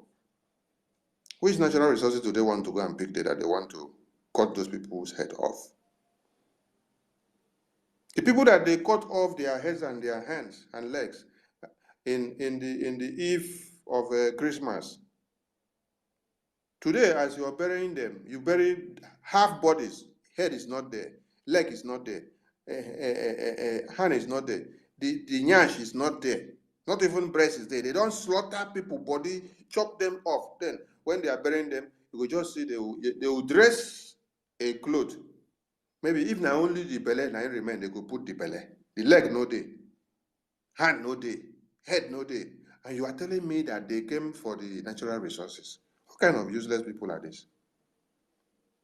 So we need to change this narrative, and this is one thing we need to debunk this very week that we are in now. Please, the media team, we have to handle this thing with every fire that we have. And please, any of the media team that have not heard this thing that I've said, related to anyone that will be broadcasting or hosting space web this morning, so that nobody should project that kind of thing. Where you see it, you flag it off. Make the people understand that the indigenous persons massacred are not massacred because of the presence of natural resources. It is pure jihad. So that reportage that is coming now from whoever is going to those places to go and visit and come back and say, if you see what I saw, they killed these people because of the presence of tin or aluminium, steel. They are paid, and they have been called upon to come and give that covered up reportage so that people will not face the reality that it is pure jihad. That is the narrative of one Nigerian government. And we must understand how to debunk them and put people aright. Because downplaying the reality on ground is what has kept the Nigerian people dying in the hands of Fulani terrorists to this time. If the real message is reported out there and everyone are facing the reality, you will see a governor and ministers and senators seated on Channels Television and Arise Television, and they're asking them, they want them to use their mouth to pronounce this thing pop and simple, that it is pure jihad. The only governor that has done this thing is who? Governor Autumn of Benue State. He challenged them openly and told Atiku Abubakar that his Fulani jihadist brothers are the ones massacring his people. And because he said so, they hated him forever. And when he said it, it created the open awareness to people to understand what is actually happening. Because for a governor to be courageous enough to give the message undiluted without being politically correct, because all of them, when they come, they want to be politically correct.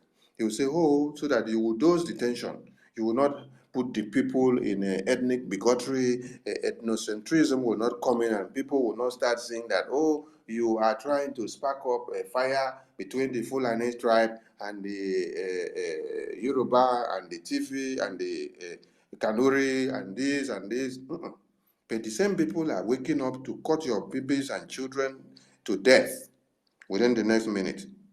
And yet you don't want to give the real reportage for people to understand. Or if it is the Biafran people, you will tag, you will say, oh, they invaded ESN camp. Biafra Liberation Army will destroy all of you, and then you will come back and you start going to say they invaded ESN camp. We have told you we are not ESN and we have nothing to do with ESN. It is a government armed forces. Report it the way it is. Open the barracks is our next target. If you not like, when we finish, 103 battalion that we invaded, up to now, people don't have the courage to come out and pronounce it on air. Only for Musa to go to the National Assembly and was crying in a systematic manner.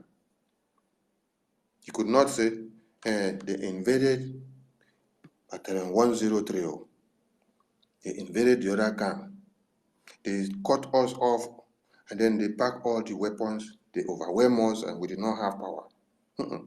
He was, oh, those of you supporting Simon Ekpa. Simon Ekpa is a dangerous guy. He is trying to tear Nigeria apart. If you support such people, you are actually supporting cannibals. Between us and you, who are cannibals? Between us and the people that have cut women and children heads off. And then as we are burying them in plateau, we are only burying the belly, from belly to neck. We don't see the leg, we don't see the hand, we don't see the head, we don't see the breast. That is how we are burying the people in Plateau and Benue and in Niger. Where do you cut their heads and then take them to? You cannot go and confront those ones. You cannot kill them. A state governor told you that we know where the terrorists are. We listen to their conversations. We listen to their plans. We know when they are moving. We know how they move, but we cannot go and bomb them. Because they are what? They are Fulani terrorists. And they are their foot soldiers. And then, when they now put the issue of Biafra on the table, they say, oh, proscribed terrorists, shoot aside, kill them. Anything you see IPOB, kill them. Anything you see Biafra flag, kill them. This is our war veteran, only wore the Biafran attire going to the market. Did he carry weapon? Did he carry stick? No. She went a logo. Only wore an attire, and then they picked him up simply because he wore Biafra attire. Then you ask me, which part of Nigerian fraudulent constitution forbids somebody from wearing any uniform or any color of dress that you want to wear? No, because Biafra is something and the flag is a color they don't even want you to flag. Because when they see it, it's like you have rekindled the restoration of Biafra. You have rekindled the dead bodies of over 10 million Biafrans that were massacred. So they are afraid. They are afraid that your rekindling of that fire is coming to consume them, and you're going to come and restore the independent state of Biafra. So they are so afraid. You massacred Biafrans, and then we lamented for years, we protested for years, we called on international community for years. We were the ones yielding. We were the ones crying every day of over how many invasions that happened. Today, the table has turned around. Today, we are the ones to kill you back because of you coming to kill our women and children. We are the ones laughing now. So, if you are on the side where the heat is on, enjoy the heat, because it is time for the Biafran people to work less and enjoy more. That is what is happening now. You see, the workload now has been decentralized. The workload for Biafra now has been decentralized. A government has been implemented. The Prime Minister is there. He now deals with some few things. While like the media department now are here dealing with their own. The IT section are dealing with their own. The humanitarian aid are dealing with their own. The pharmaceutical are dealing with their own. You now see the road safety are dealing with their own. You see the defense dealing with their own. You see the police dealing with their own. You see the military dealing with their own. You see the civil defense dealing with their own. You see the Center for Disease Control dealing with their own. You see the Women and Children Services dealing with their own. You see the Religious Department dealing with their own. You see how everything is taking shape. So you are not working less, but enjoying better. And the result are speaking fire. The result are speaking fire. You see the financial department as viable as it is. That's why we need the fund every day. We are doing everything possible to make sure we create the awareness for funds to be coming up. Anybody that calls you and say he wants link to the website, please, that should be your best friend. Anybody that calls you and say you want to donate, that should be your best friend. If I carry this Biafran contact phone number here now and open WhatsApp, when I open the WhatsApp, open the Telegram, open the Signal, when I start attending to messages and requests that people are making, if I attend to 100 messages, 80% of the messages must be the people that want to know how to make payment. And that gladdens my heart. And when I see that, I attend to those messages and calls with joy. Even the ones that I have missed, I'll call them back, because when I see the message is related to funding, you want to donate, very good, very good. So anyone that is reaching out, he wants to donate, please make that person your best friend. And we must get that money. Don't miss any dime. Direct the person to the website. The step-by-step video guide on how to make the payment is also attached on the website. When you enter that donate, on that donate, scroll down to the last part, you will see the step-by-step video. So if you get to the donate pane and you want to donate, and then how do I go about it? To scroll down, you will see the video there. The video is attached downward.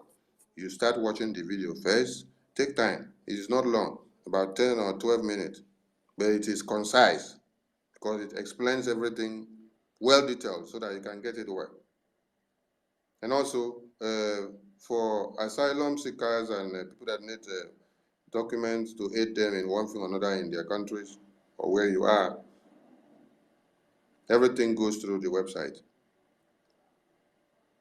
Everything goes through the website, but there will be a toll number for the Ministry of Foreign Affairs, so that if you're looking for a contact number to the Ministry of Foreign Affairs, you can message that number for any other thing. But your application goes through the website. And the step-by-step video guide also pointed something there, that if you are seeking for asylum or any documentation, you click this button of asylum. From there, you will follow up and fill the form and submit and then get back. So, we appreciate all Biafrans. Please, anything you see, any reportage that they have turned the thing upside down, we want you to understand that the zoo army and the zoo Nigeria Islamic country will do everything to downplay the reality and to make people to misguide or discard everything that is happening in one Nigeria. It is a way of trying to give the wrong impression so that people will still be ignorant of the reality. They will still be deceived. So when we will be telling them it is jihad, they will now go and bring such silly videos that Nigerian government have made and come and tell you, no, it is not jihad, it is land grabbing. It is farmers and headers clash. It is the taking off of resources. It is because of the presence of a thin and iron ore and uranium and aluminium and steel and stainless that they found in that community. That is why they are fighting. This is what they want you to hear. So that you now that will hear it, you say, oh, okay, it's not pure jihad like the Biafran people have been saying it. Oh, I thought they said they are coming to kill everybody and take over Nigeria. They will say, no, it is not so. It is the resources they found there. It is the aluminium. It is the bitumen that they find in that community. That is what they are going for, not you, not everybody. Then you now go and then relax yourself and sit down and say, okay, now I understand well that it is not so. So that means nobody is coming to kill me. You say, yeah, yes, oh yes. It is only that thing they found in that place that they are going for. But if they had told you the real truth that this is jihad, they are coming to kill all of you, you will wake up and then start knowing what to do and joining the moving train. So it is still in line with what the attorney of International Criminal Court came to tell Nigerian government, that they should find a way to sanction every reportage of the terrorism that is happening, so that when it comes out, ECOWAS will also sanction it, and then before it comes to the United Nations, they themselves have already sanctioned it, and then it will not speak volume. People will not get the reality. So they are doing the job. This sanction that the Nigerian Broadcasting Corporation said they sanction all their media houses not to report the terrorism. They have sanctioned them before during the time of Buhari. Laya Mohammed was the one that made the announcement. During that time that the massacre happened, was it in Plateau? Yes, I think it was still in Plateau. They sanctioned them. That was when Laya Mohammed came out and said that the Fulani terrorists are collecting taxes in communities in Borno, in Sokoto, in Niger State, in Kaduna and Kano, that it does not mean that they have taken over. That them in federal government in Abuja, that they are still in charge. But the Fulanis are only taking taxes and collecting things from them. That the people should not allow it to mean that they have taken over, that it is jihad. You see? You see the dangerous word he said had caused. So when he said that on the national television, everybody that is listening to the national television will now go with what he has said. So for the past how many years, after they finished in office and came out, you now saw a report. They said 100,000 people have been killed in Buhari 8 years term. Now, does it matter how they killed those 100 people? Does it matter who killed them? Does it matter under whose watch they were killed? Does it matter whether it was a baby that was massacred? Does it matter whether it was a pregnant woman that was massacred? Can a dead person come back to speak for his or herself? No, the person is dead and it is gone. And those that make money out of their death are here to enjoy and to continue. None of those people can come out here and say, no, they killed me because of jihad. None of those people are alive today here now to speak. But over 100,000 are gone. Now, the person that was in power is out of the power now.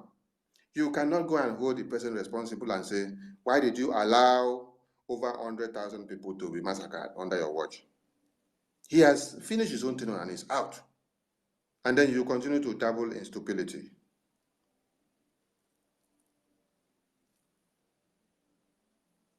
So, reality must be preached, just like the world have been getting the riches from the Biafran people.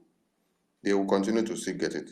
Let the media not sway into what they are coming up with. Please, wherever you see that nonsense, reporting nonsense that the people are being killed because of the presence of natural resources, clarify the people and let the entire world understand.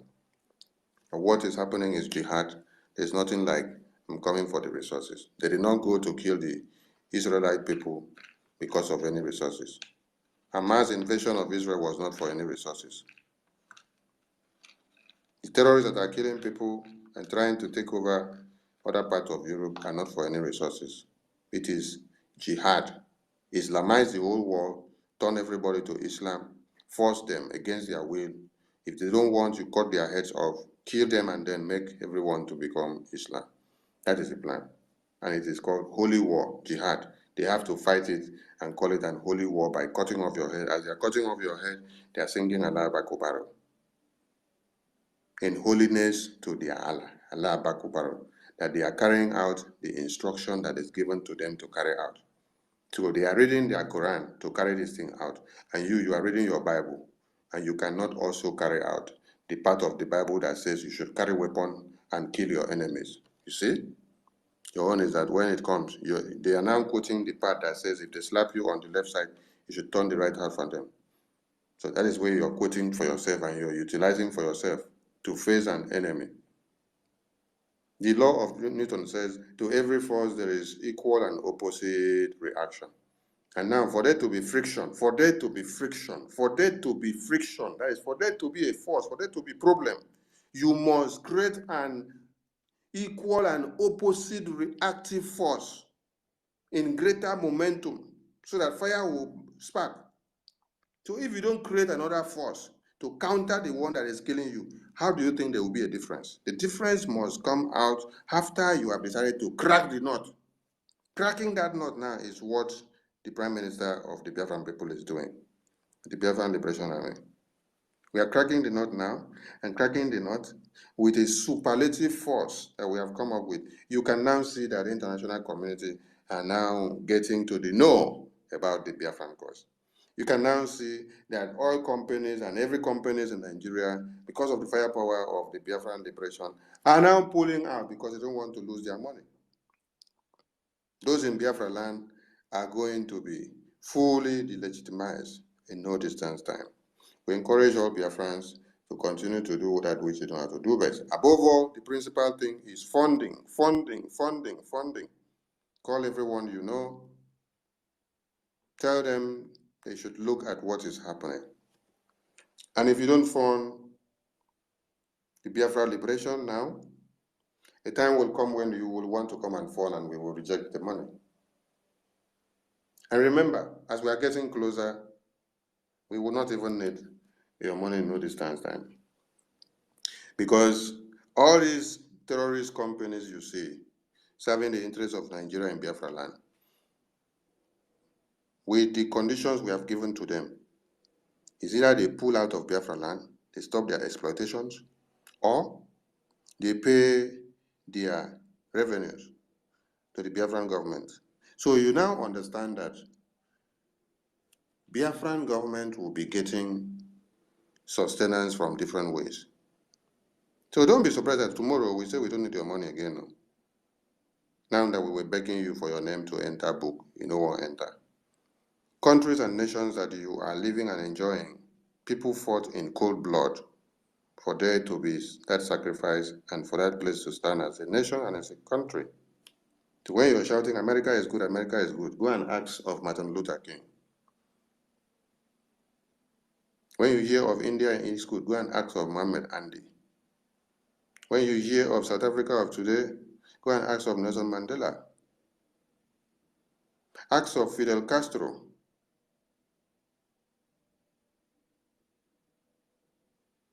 Ask of many, many others that time may not permit us to count their names.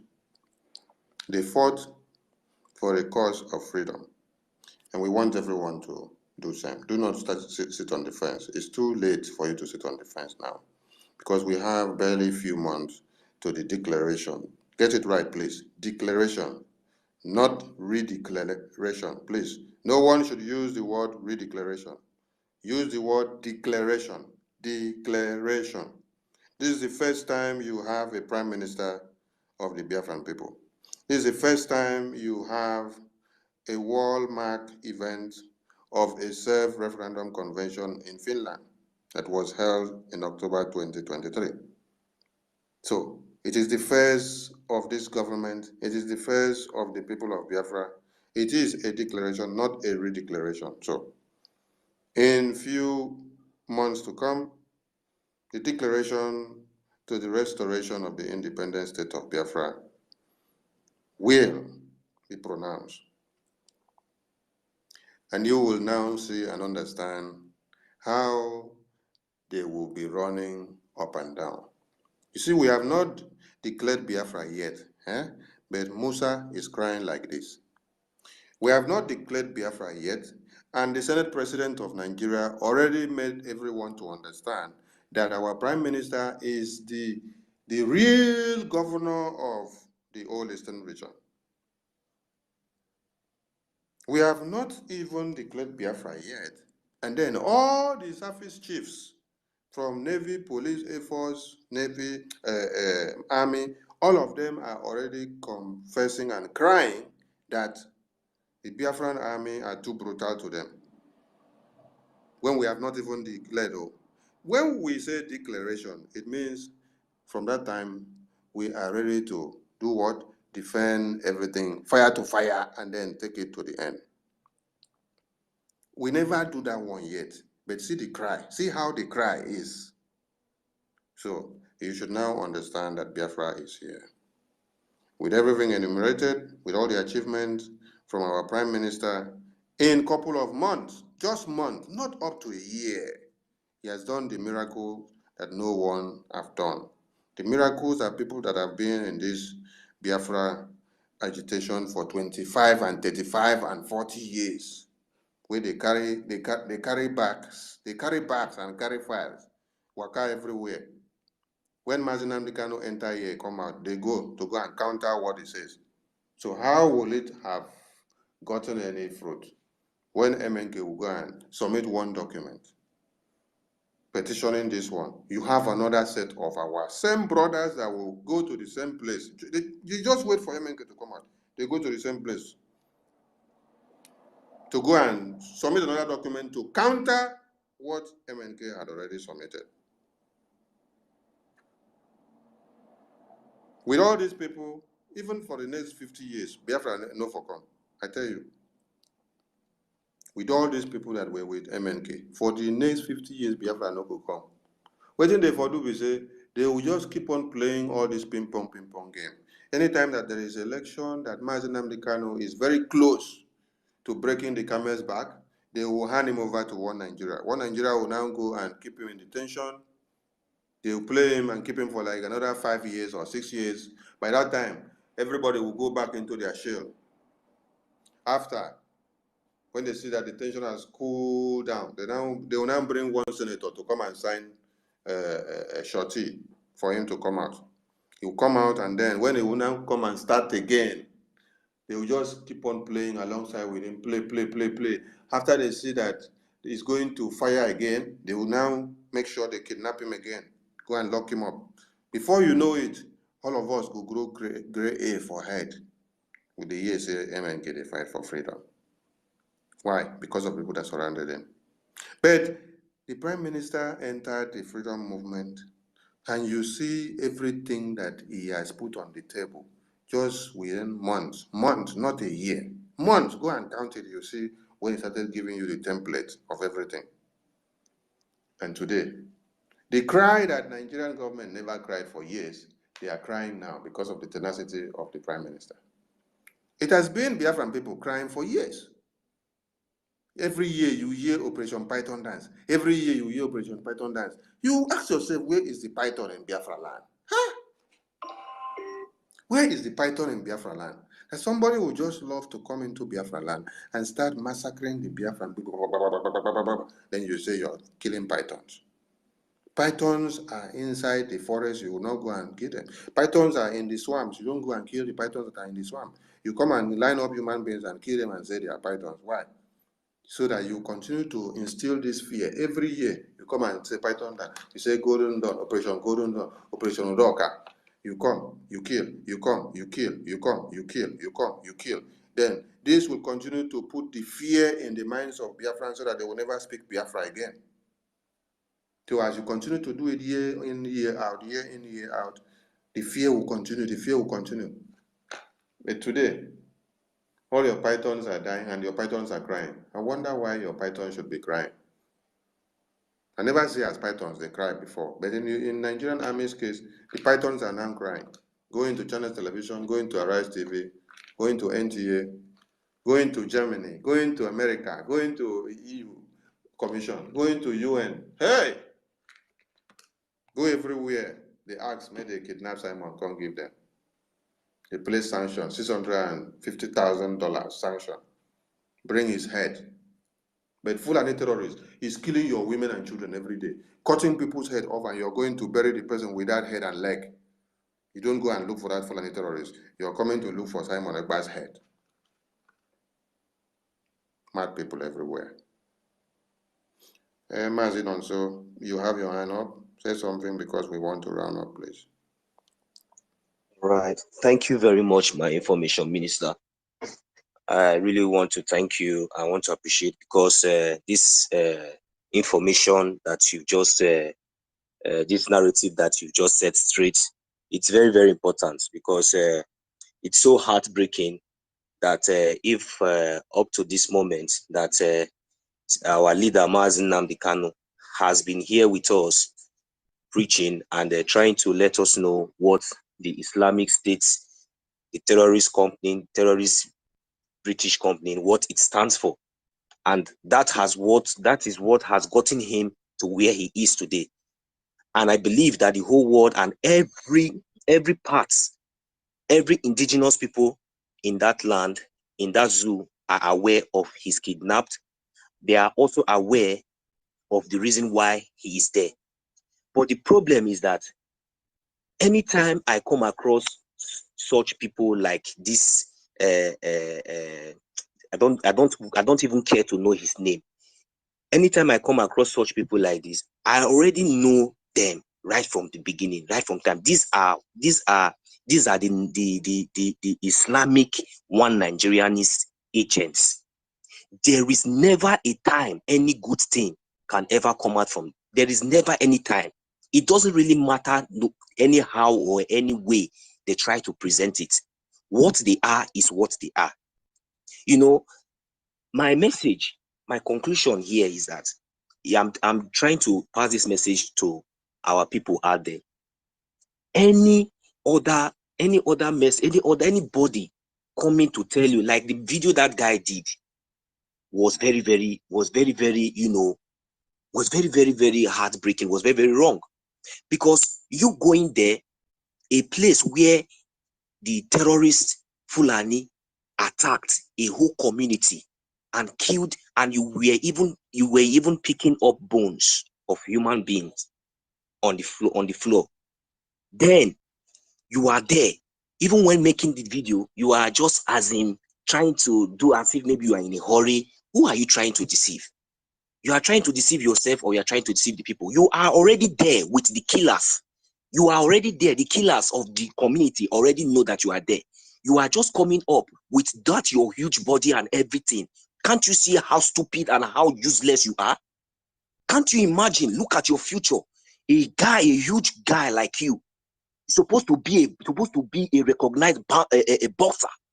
You only fool yourself on social media. You come out, you speak all this useless, stupid English that you don't even have the capacity to even think or to reason. You think you are only listening. You are only deceiving those people in the zoo that does not have access to this internet, that does not have access, that doesn't even have money to eat or even have access to internet or electricity. These are only the people that you can deceive, because that narrative that you have put there is what the zoo government will always bring out in the public for those people who will later use their battery, who will later manage to buy battery. And you know what I mean by battery?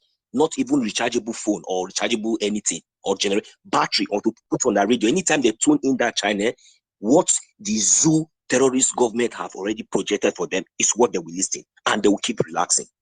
It's a pity, but I also pity for those people who knew exactly the reason why our leader Mazi Nnamdi Kanu is being kidnapped and held illegally, and continue to stand and continue to listen alongside with all this destruction, all these people that have already been destroyed.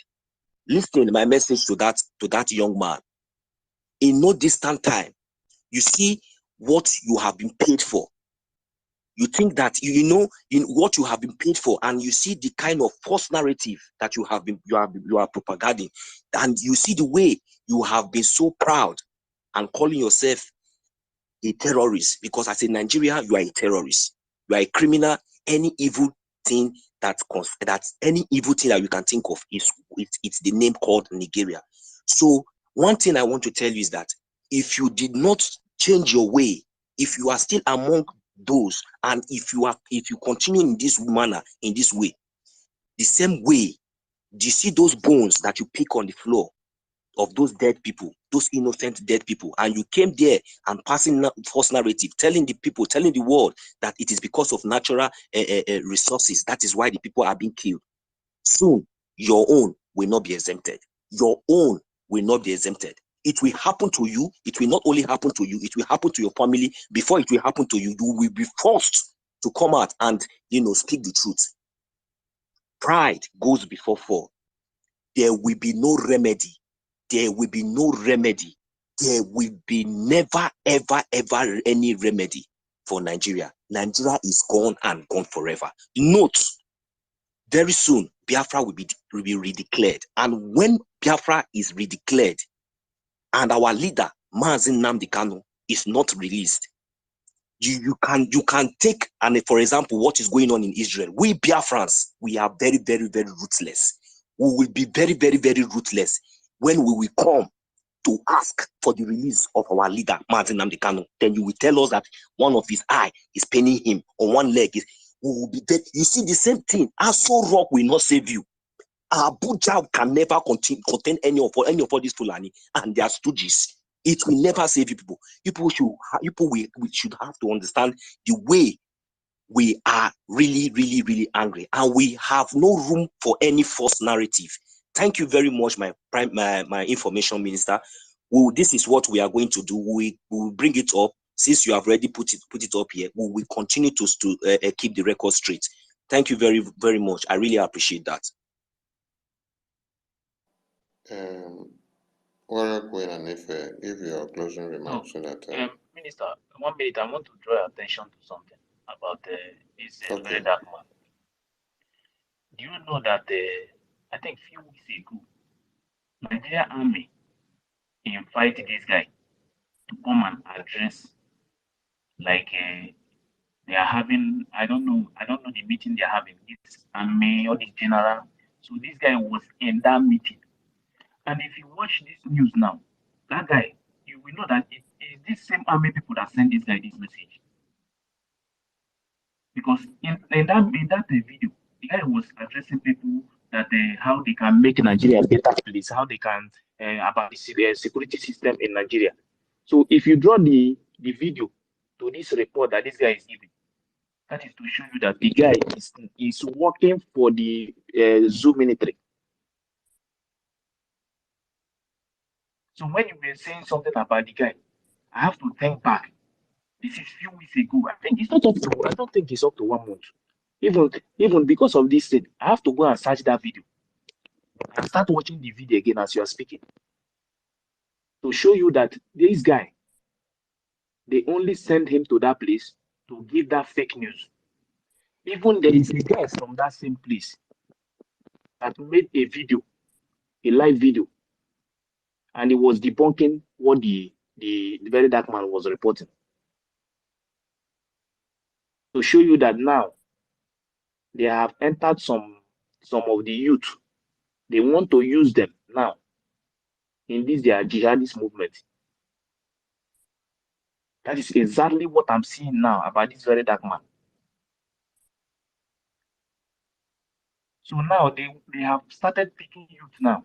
That is why you see some people who come out on media and start attacking whenever they see you fighting against this jihadist movement. That report is 100% military. Those terrorist military in uniform, they are the one that sent that guy to that place to go and give that report so that it will look as if it's because of the resources that's in that land. It's completely. Yeah, that guy. In fact, that guy said that guy.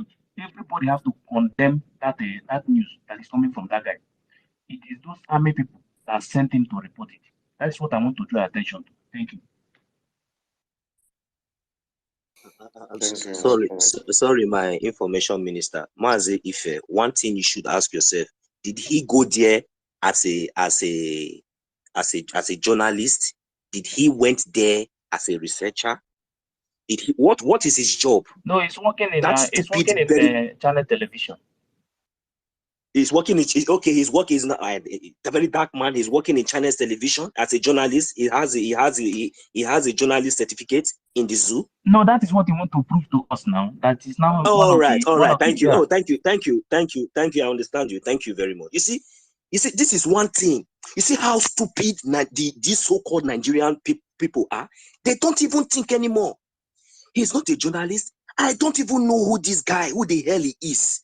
That he's not the one because he has this. Oh my God, that country, that contraption is gone and gone forever. I have no any other word to even say, because if the more we talk about this issue, the more I get more crazy, because how can those people who call themselves professors, doctors, engineers, allow themselves to be deceived? And yet nobody in that zoo have the capacity to come out and challenge him, or to to ask him some questions. Now he's not trending. That is zoo for you. He's trending. That is the zoo. Anyways, Biafra will put an end to all this nonsense. We are focused and we remain focused. Thank you very much, my information minister. Thank you very much, Mazife. Did a very Permit good me one. 1 minute. Permit me 1 minute. Let me play the beginning of the video. So you will listen to what the guy is saying, and you will know that that guy was sent to that place to make that report.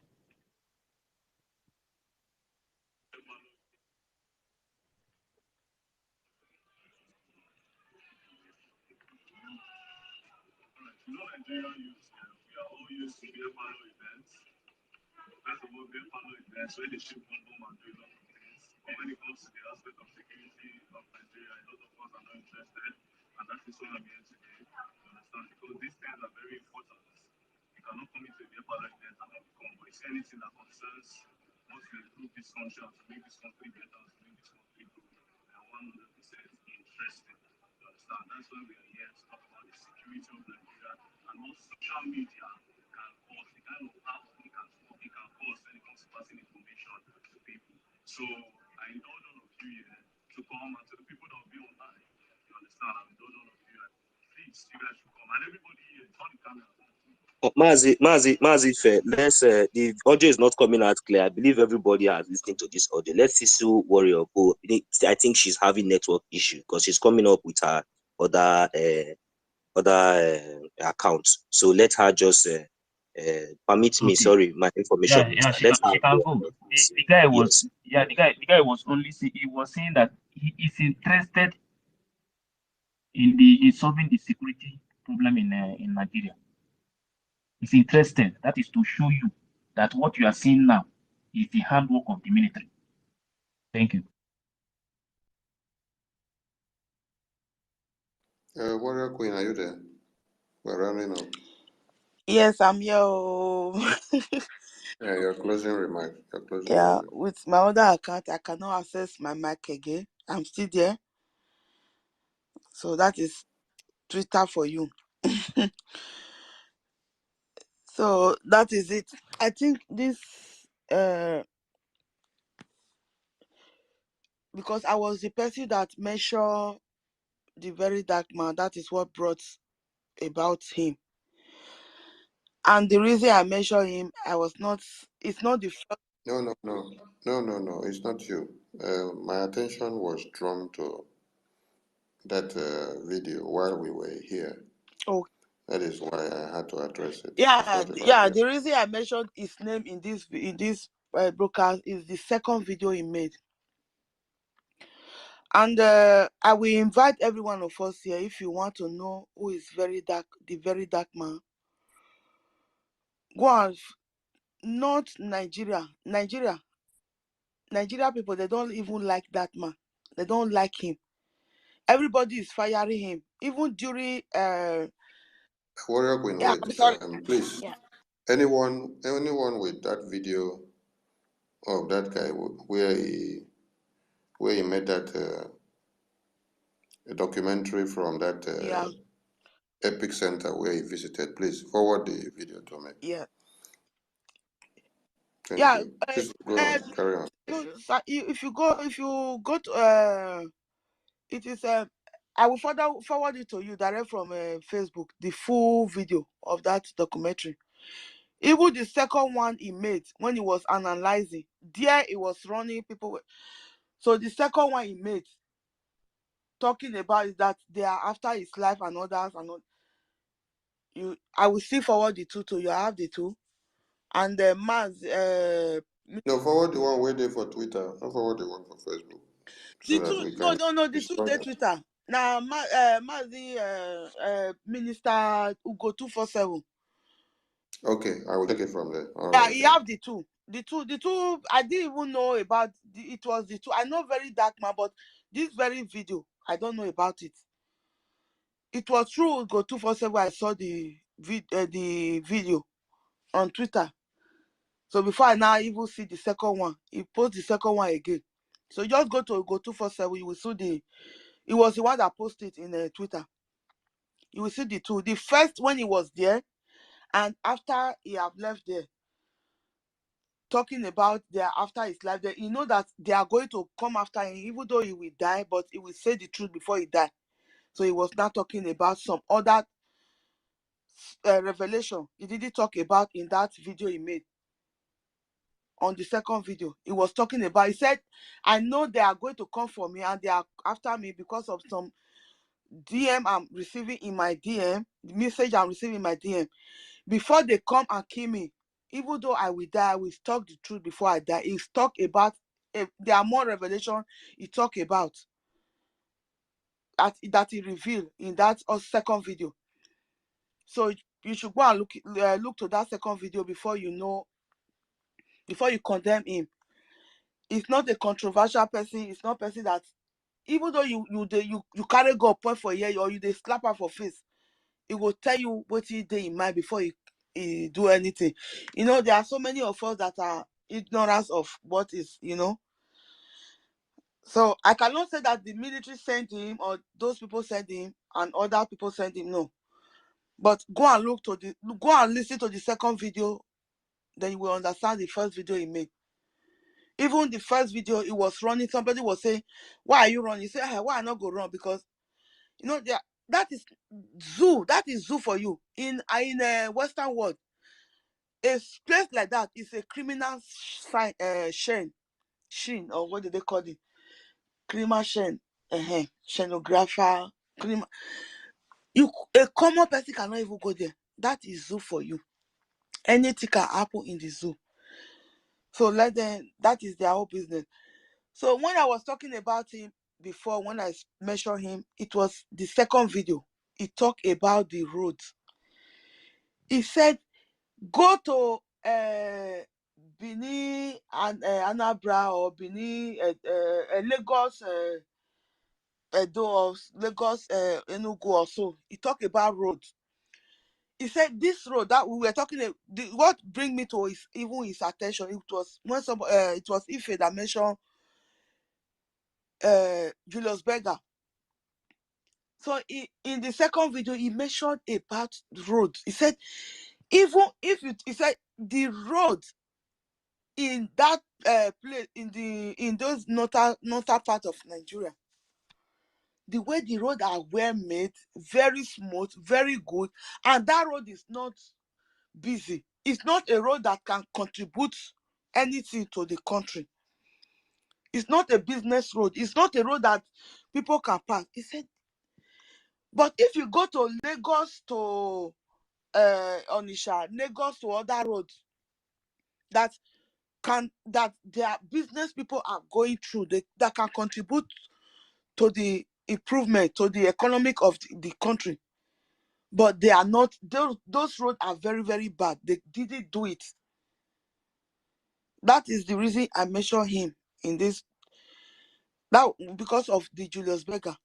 Because Julius Berger, when I say Julius Berger is not known again, if you go to Edo State now, as of Julius Berger, the new generation, they don't even know anything about Julius Berger. That is to tell you that the last time Julius Berger was known in Edo State, maybe the last road he made was even when I was even 2-3 years old. Or if he even in our eastern region, Eastern Brothers region, that is how they know them in Nigeria. Or let me say Ebube. I rather say Ebube. That is more perfect. That is the true word I'm supposed to use. Is it Ebube citizen? The new generation. If you go to Ebube and talk about Julius Berger, 20 years old down, they will not even know Julius Berger. What is Julius Berger doing? What is their work? They will not even know. You know why I'm saying this?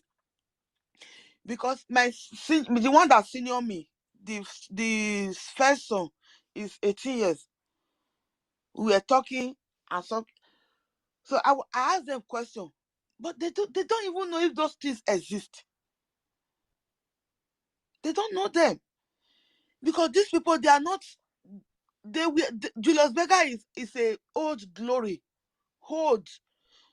Just mention one road in Edo State or even Ebube that Julius Berger walked in. None of them, because they don't know. They will not even know them again because they are not working. They are not. Those people are the people that Nigeria sent. Nigeria sent them. They were working for Nigeria. They were working for the interest. Julius Berger is a German company. Somebody tell me about it. I don't even know. We know that time they were raining. They know what they were doing there. The people that really work in Julius Berger company, ask them how they were treated. They will tell you that they were treated the way the Chinese company of today, the Chinese, because now, if you have 17 years old children in Biafra land, they even know more about Chinese company than that Julius Berger we are talking about. Because it is Chinese company, Chinese that are reigning now.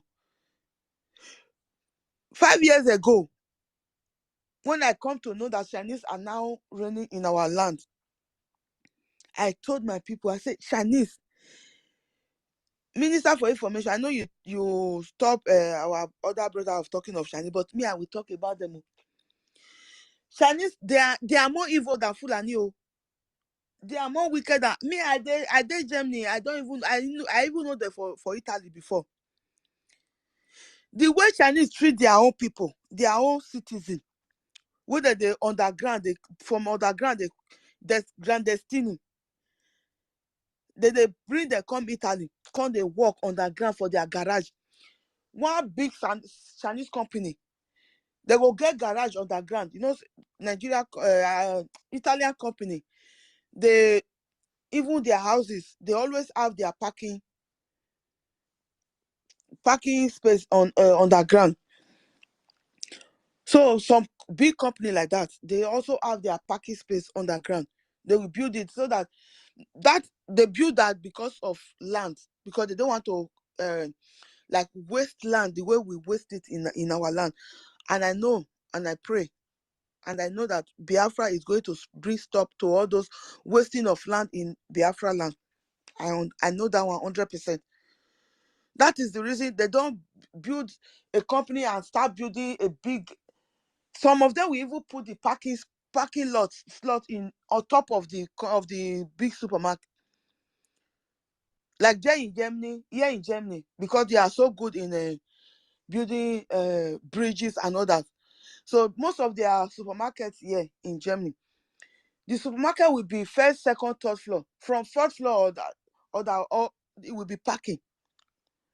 Their parking is always up. But in Italy, their parking is underground. Most of the time when they were busting the China company in Italy, they will bust them. At times they will even see human parts there, human bodies in their underground, bones. They will now arrest all of them. It was due to that news I was listening to in Italy, what they were doing, what I know them for. That is how I answer my people when they were telling me that Chinese have started building there's one Chinese company in so place. I say, please, Chinese company, they are worse than Fulani. This was 5 years ago. Chinese, they are worse than Fulani. Fulani can even spare their own, maybe wife or children. But Chinese, they don't even care. They are citizens. Because we know say Fulani don't want to kill their own. But for jihad, for the sake of jihad, they can kill some of their own just to make jihadists, just for their purpose. But that is Fulani. But Chinese, they go import their own citizen people, come your land. They go put them underground. They use them like slave. So they do produce and everything. They know that those people, they are intellectual. They are very, very intelligent, very intelligent. They use their own people like slave. So how do you think that those kind of people can make work for you in your own land when they come to invade your land? Mostly when the terrorist Nigeria will go and borrow money from them and give your land to them that they can exploit anything they want to exploit in your land. Because of the money the terrorist Fulani Nigeria government have borrowed from them. So that is the reason I mentioned the Chinese. That is why that our brother come up. When Biafra is restored, we will not have anything to do with Chinese because they are evil. They are wicked. If they cannot spare their own citizen, how do you think they will spare you? When Nigeria, they owe them money, they borrow money from them. And when they borrow money from the Chinese, they give them Biafra land. Say you can exploit. Go there. They will even go carry them to the bush and go and show them where the mineral is. Be exploited, be mining, be taking. So they can take till now. But if they don't pay the real tax to our company, even though they are the two thing I don't want to see in after Biafra restoration. Share, that name Share. I don't want to hear that from my ear. And even Chinese company, we don't need them. If Chinese can come as a worker, they want to come and work in our land, they can come. Say they want to come whole company for our land. Germany not even give them a chance. The kind of opportunity, freedom they have in Italy, they don't have it here. They don't have it here in Germany. Like in Italy, they almost have all their shop. They have bought all of them, have transformed all of them to their own personal shop. They are the one ruling in Italy. They have a lot of power. But here in Germany, they know the people they are. They don't give them that. They did not give them that chance. That is why if you come here, most of their clothes, yeah, they are made by them, by the German, but not Chinese company. It is hard before you see China made. They are here, but not because when you say German machine, they will tell the Chinese that they know how to produce. We will give you license, but not be license of ownership, or you can be a worker, you can be something director in my company, but the owner of that company is a German. That is the kind of system we are going to have in Biafra land. You are in China. you are an intellectual, you get brain, well. Yes, you can't work, but you will not get that ownership certificate. No. A Biafra government or a Biafra citizen company, you can come there and work as a director, but not as CEO. Never in Biafra land. So thank you very much, my Minister for Information, for the opportunity you give to us this night. Thank you for everything, and good night from my side to everybody location. Thank you. I think we are going to adopt a new strategy when we assemble at night like this or early morning of our time. We'll be doing fundraising here. We'll be doing fundraising on this space, and as you will do when you profess how much you're going to make, you will go and do your receipt, and then you send the receipt to us the next day. And when I say we'll be doing fundraising from here, $1 is nothing. If you say that $1 is too small, don't say that it is nothing. $2 is not something that you will say is nothing. $3 is not something that you say is nothing. So you can donate $5, you can donate 10, you can donate 15, you can donate 20, 30, 40, 50, to thousands, whatever your hands can afford. So our midnight Umuna meeting here, when we are discussing like this, we'll turn it to fundraising.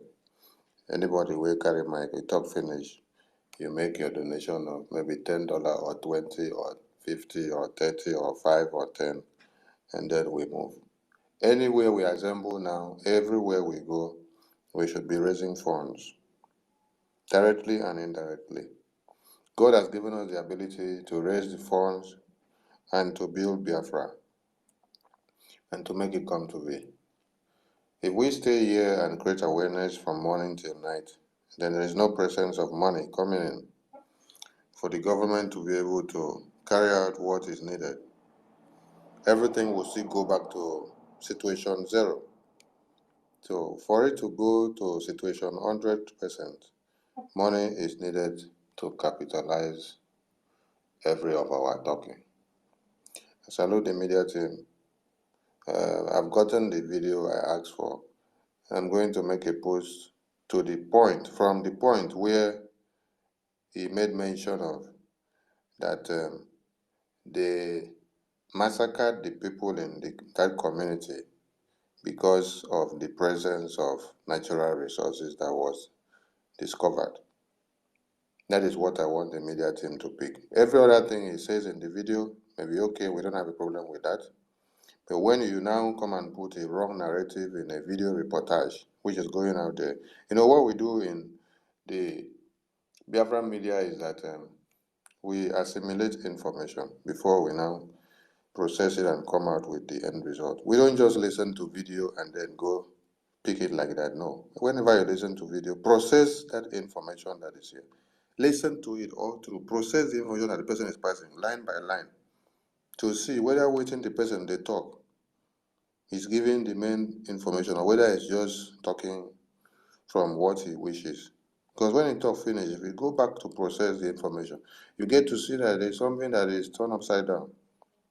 He made a lot of points from the video, but where he spoiled the show from everything he said is that they pursue the people from that community. He started by saying, if it is just normal fight, that they will not pursue the people from community.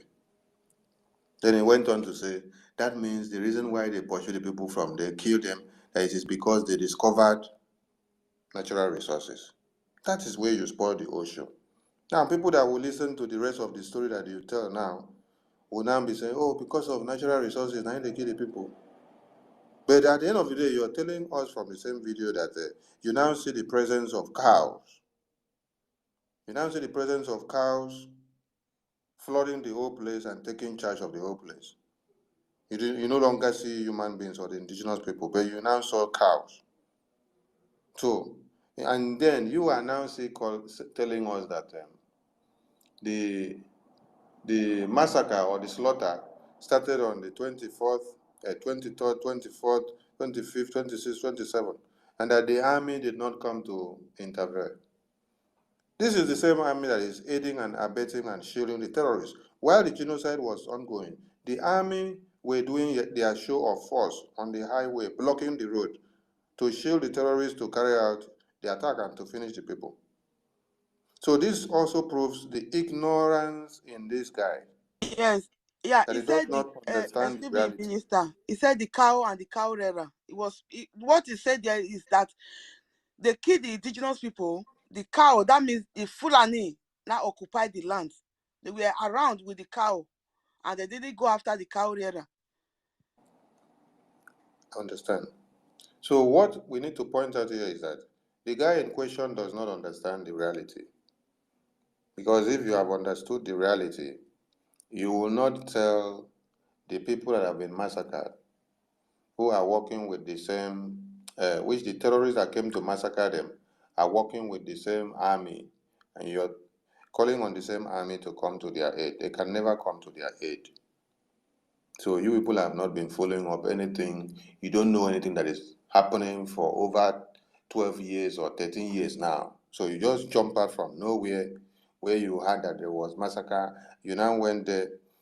The one way pain me pass be say, you started by giving us analysis of how much is the worth of thing, how much is the worth of the raw materials that has been that is deposited in that part of the community. You use that to lay a foundation, to cajole the people into believing that it is because of the raw materials found in this place that makes the terrorists to come and kill them. That is what the guy did. So when people are addressing it, try to make sure you debunk all this nonsense. To capture the minds of people, you must first create a point of context. So when you now create a point of context, then you now start escalating it point by point. That is what he did. He did a very good job in that video by first capturing the minds of people with the raw materials. He pointed out that it is the raw materials that the people were massacred for, by first going into make you know the worth, the price of that raw materials.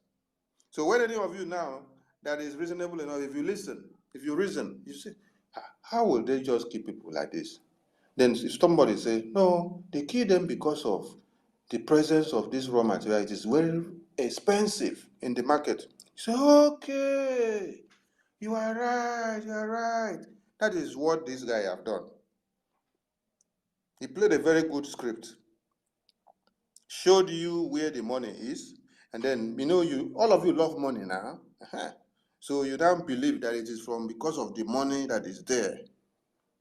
After showing you the price of the raw materials, he now went on down to tell you, after you don't capture your mind, it is because of these raw materials that they massacre the people so that they can take the place.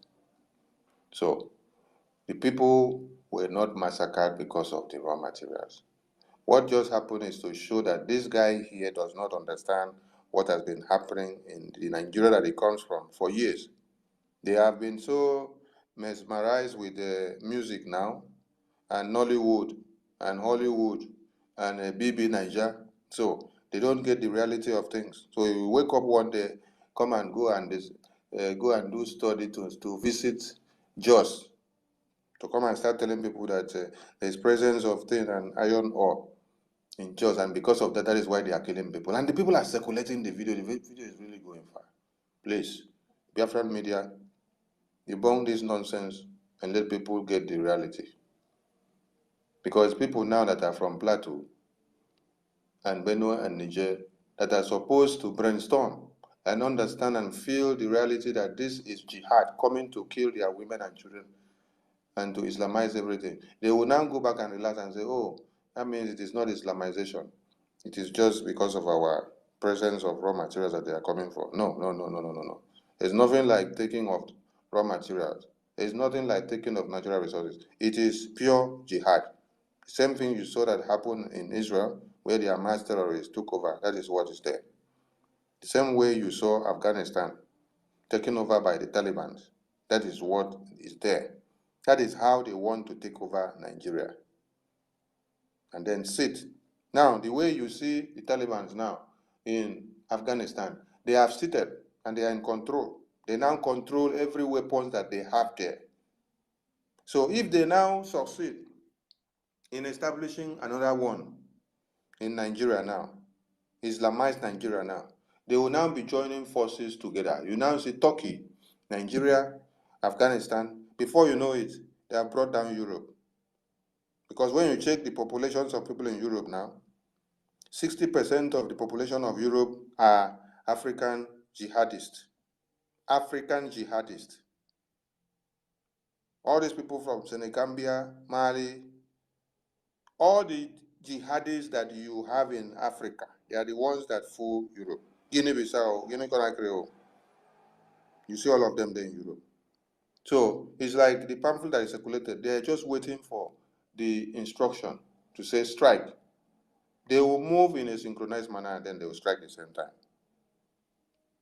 So people should understand that there's nothing like taking over resources in Plateau. It is jihad that is facing everybody. And do not be deceived, please. Okay, thank you to all the media team. If you came late, try to come to school early next time so that you pass exams and get all the information passed. So from us from here, we would love to say thank you to those that have been from the beginning and those that came late and those that are just coming in. We look forward to seeing you some other time. Today is Monday and it is the normal sit at home. Biafra land must be under lock and key, and do not make yourself a scapegoat to the two terrorists. Allow the Biafra Liberation Army to do their work. Stay inside the house and do not come out. If you hear gunshots, don't even try to peep from the window, and don't even try to peep from the door as well. And don't also try to run when you hear gunshot if you were outside. Go down, advance by crawling down to your safe zone. Same thing inside the house. Don't try to go close to the window when you hear gunshot. Lie down on the ground. Lie down on the ground. I thank you all. Let's make it easy for the Biafran Liberation Army to come out successfully. There from me from here, and to all of you, it is good morning. They will. Love you all.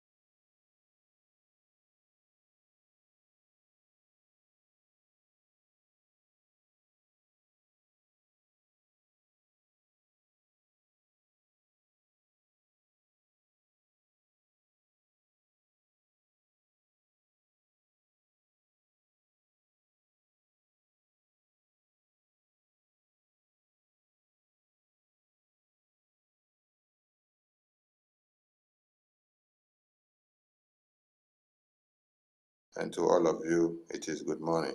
Dewo, Dewo, Dewo. Love you all.